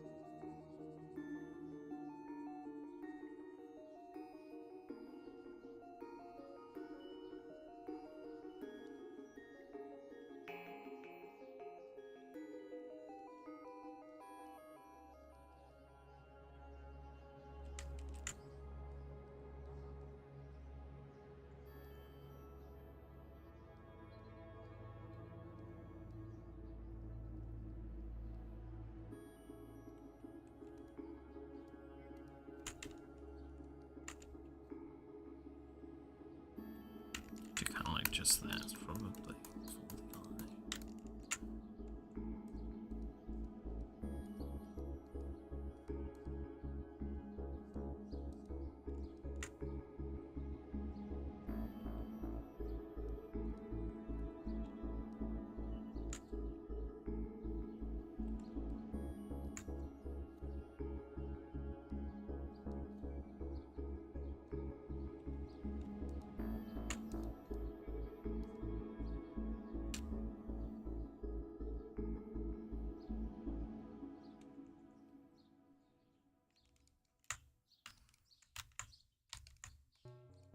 Yeah, maybe something like that to work with.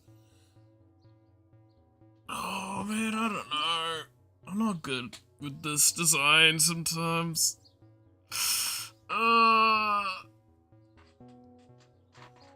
Trying to find like the middle ground between like a style that I'm very happy with and everything like that. But also something that I can like do, I can replicate well enough and consistently enough at a quality that I'm happy with. So I can actually like make it and work with it and like develop upon it regularly.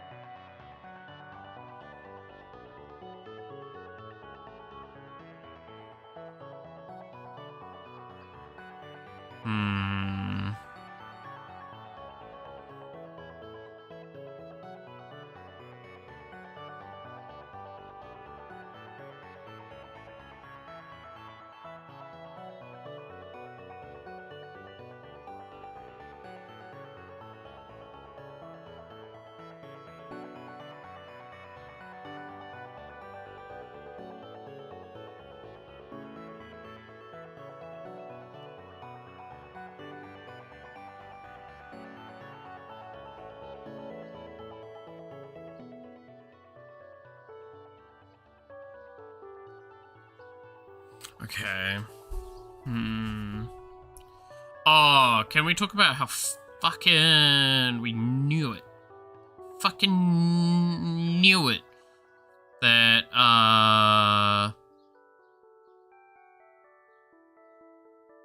Alejandro was the voice for the Deadpool. Like, it sounded like him immediately, and the fact that he kept saying it wasn't him, I was like, maybe it's just someone that sounds like him, and I don't want to be rude. But like, motherfucker, I knew it!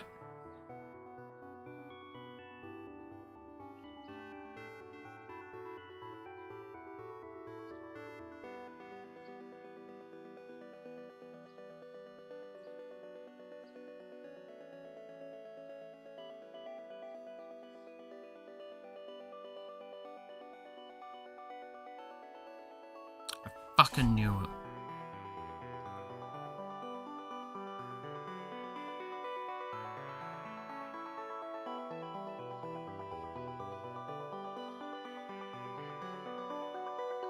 So the fact that he comes out and is like, oh, did you guys know it was me? It's like, motherfucker, we all knew it was you. Since the beginning, we knew it was you.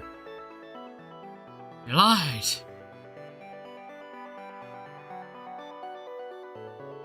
But no, I am very happy to hear him doing the VA for it all. It's so fucking funny. Also, it does look like they did a genuinely hysterical thing with it, where they made Deadpool every fucking category.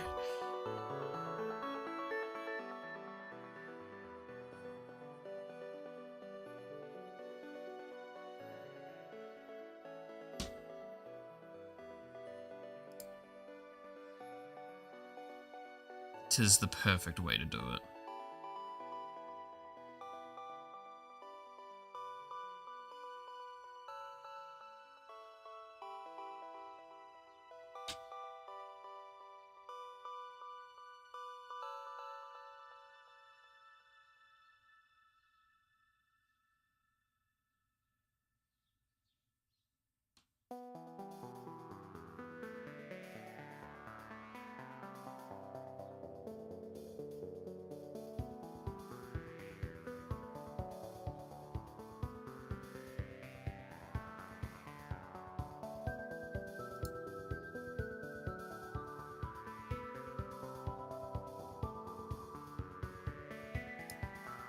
Alright.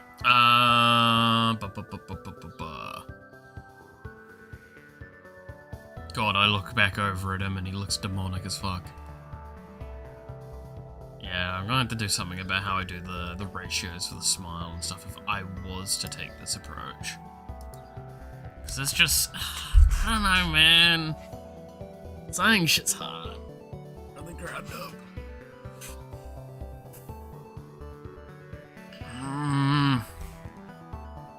I like the idea of the smile. Just saying it's a little off. I'm trying to figure out if it needs more detail or less detail. Like, that's gonna be the part to it all, right?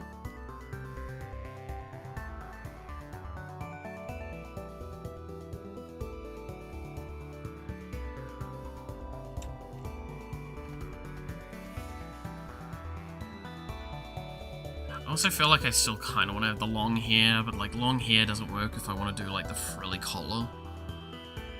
And I kind of like the idea of the frilly collar because I could do the frilly collar white and the wings black and it would create a nice like color difference. It'd make it pop quite a bit.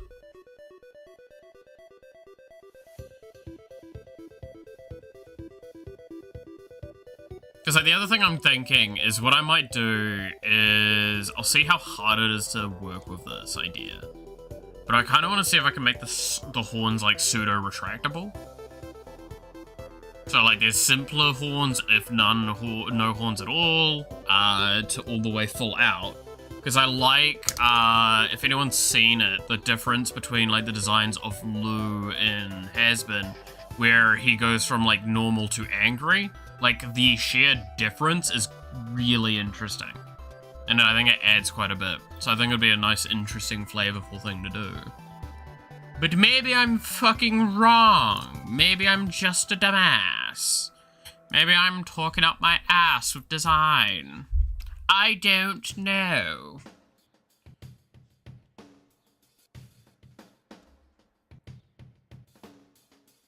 It's the problem when you've got, like, in your head, right? You've got demon. You've got dragon. And then you've got also fallen angel.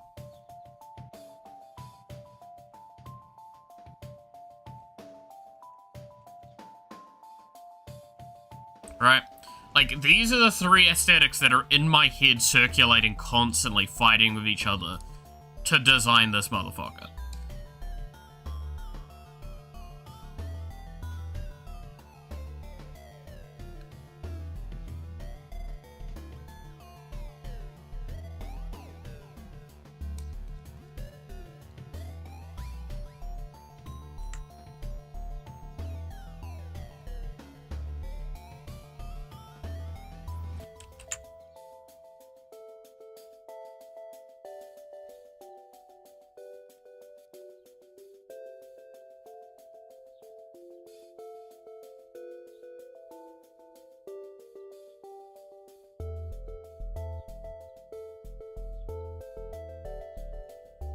There we go.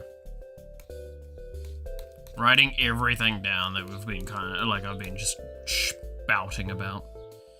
God, the sheer difference between doing a weird illustration like that and this is notable.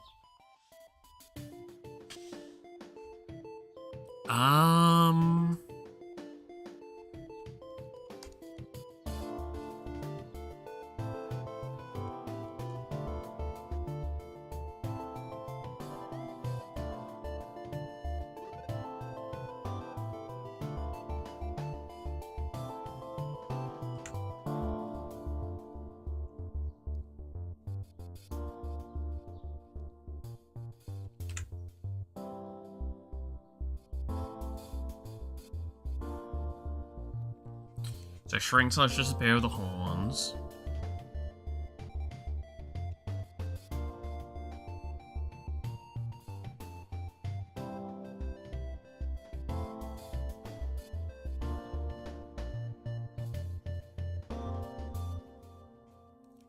You know what also both Alistair and Lou have? The staff. Do I want to do a staff? always did like the idea of a staff. Especially like a walking cane that also doubles as like a magical instrument. That shit's cool as fuck. Right?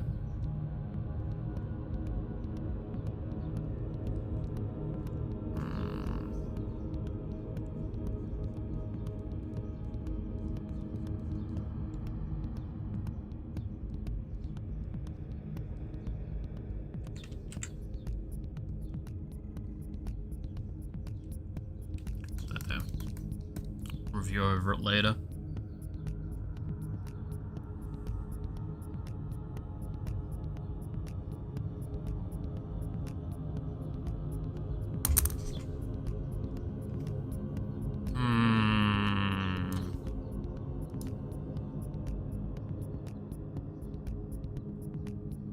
See, this is the stuff that I'm normally doing, like, just off stream, is fucking around with this.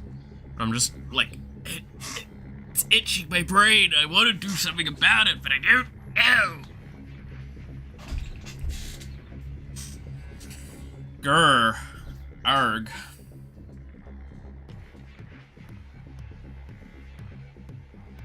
Doesn't help as well that also in my head's foxes. Because foxes are cool. I always like the fox aesthetic as well. The mini tails especially.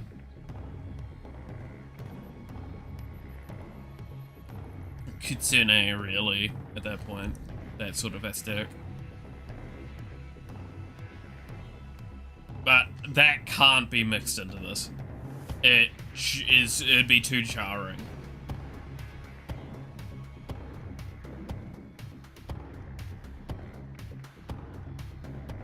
Like, if I'm wanting to go draconic and demonic, like, those can kind of work alongside each other, but you have to figure out which is playing predominant.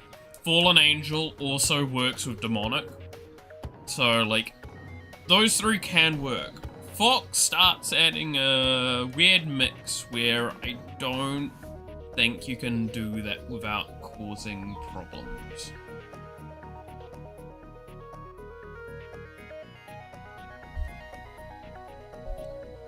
Why did I choose to work on this one instead of the lewd one?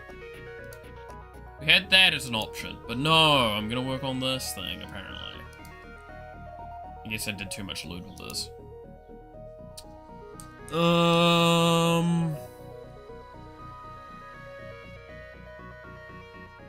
Yeah, I have no idea, right?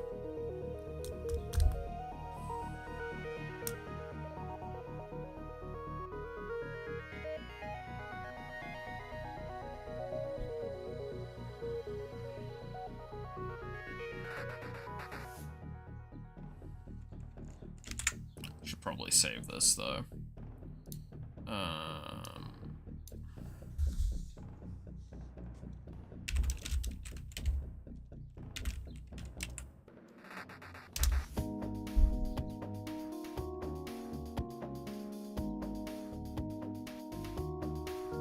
God, that gave me a slight panic attack. How about you not, like, lag when you're saving?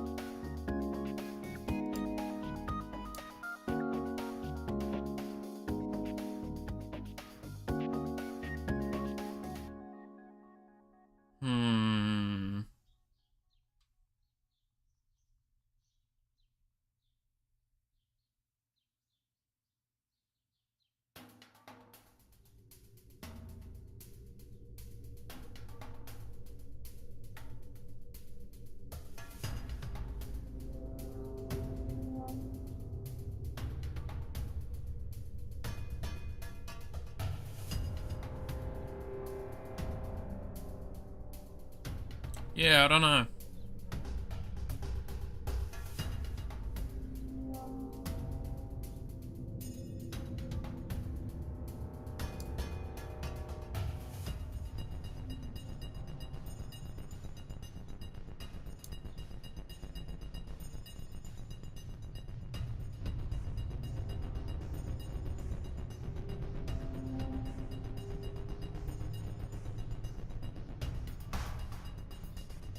Hmm.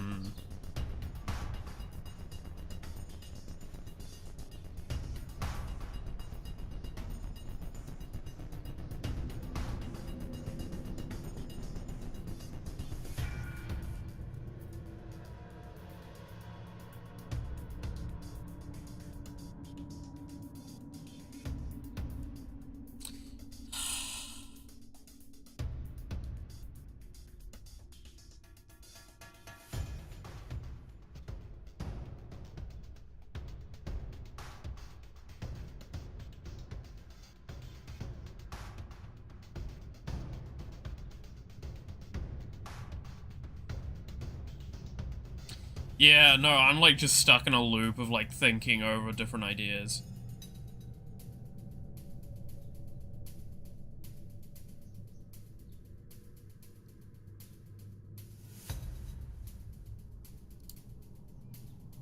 I'm just bouncing too much in my head and I feel like I'm getting nowhere with it.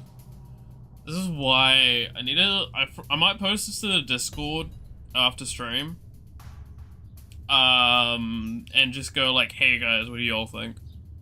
Get any ideas for it?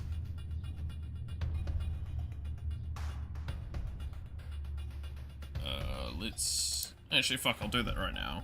Because we're gonna be finishing up stream anyway.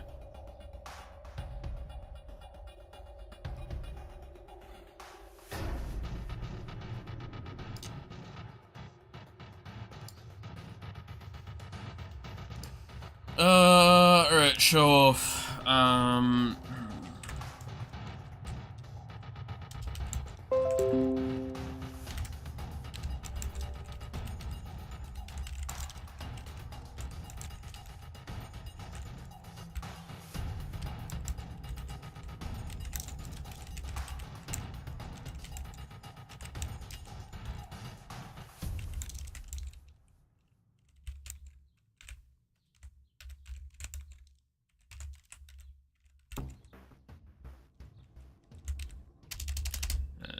Again.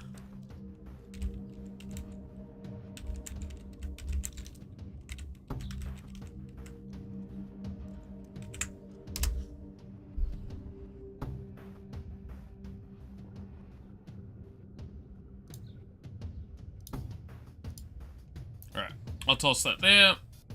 And I think I'm going to finish up for today because I do want to go and get ready to go into town to see what I can potentially scavenge from the EB Games closure. So, with that being the case, should see if there's anyone to raid today. Did I not open up the stream at all? Good lord.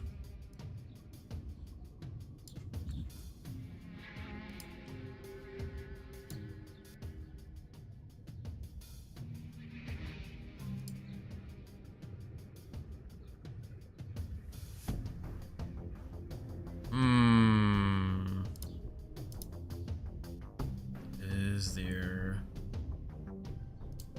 anyone?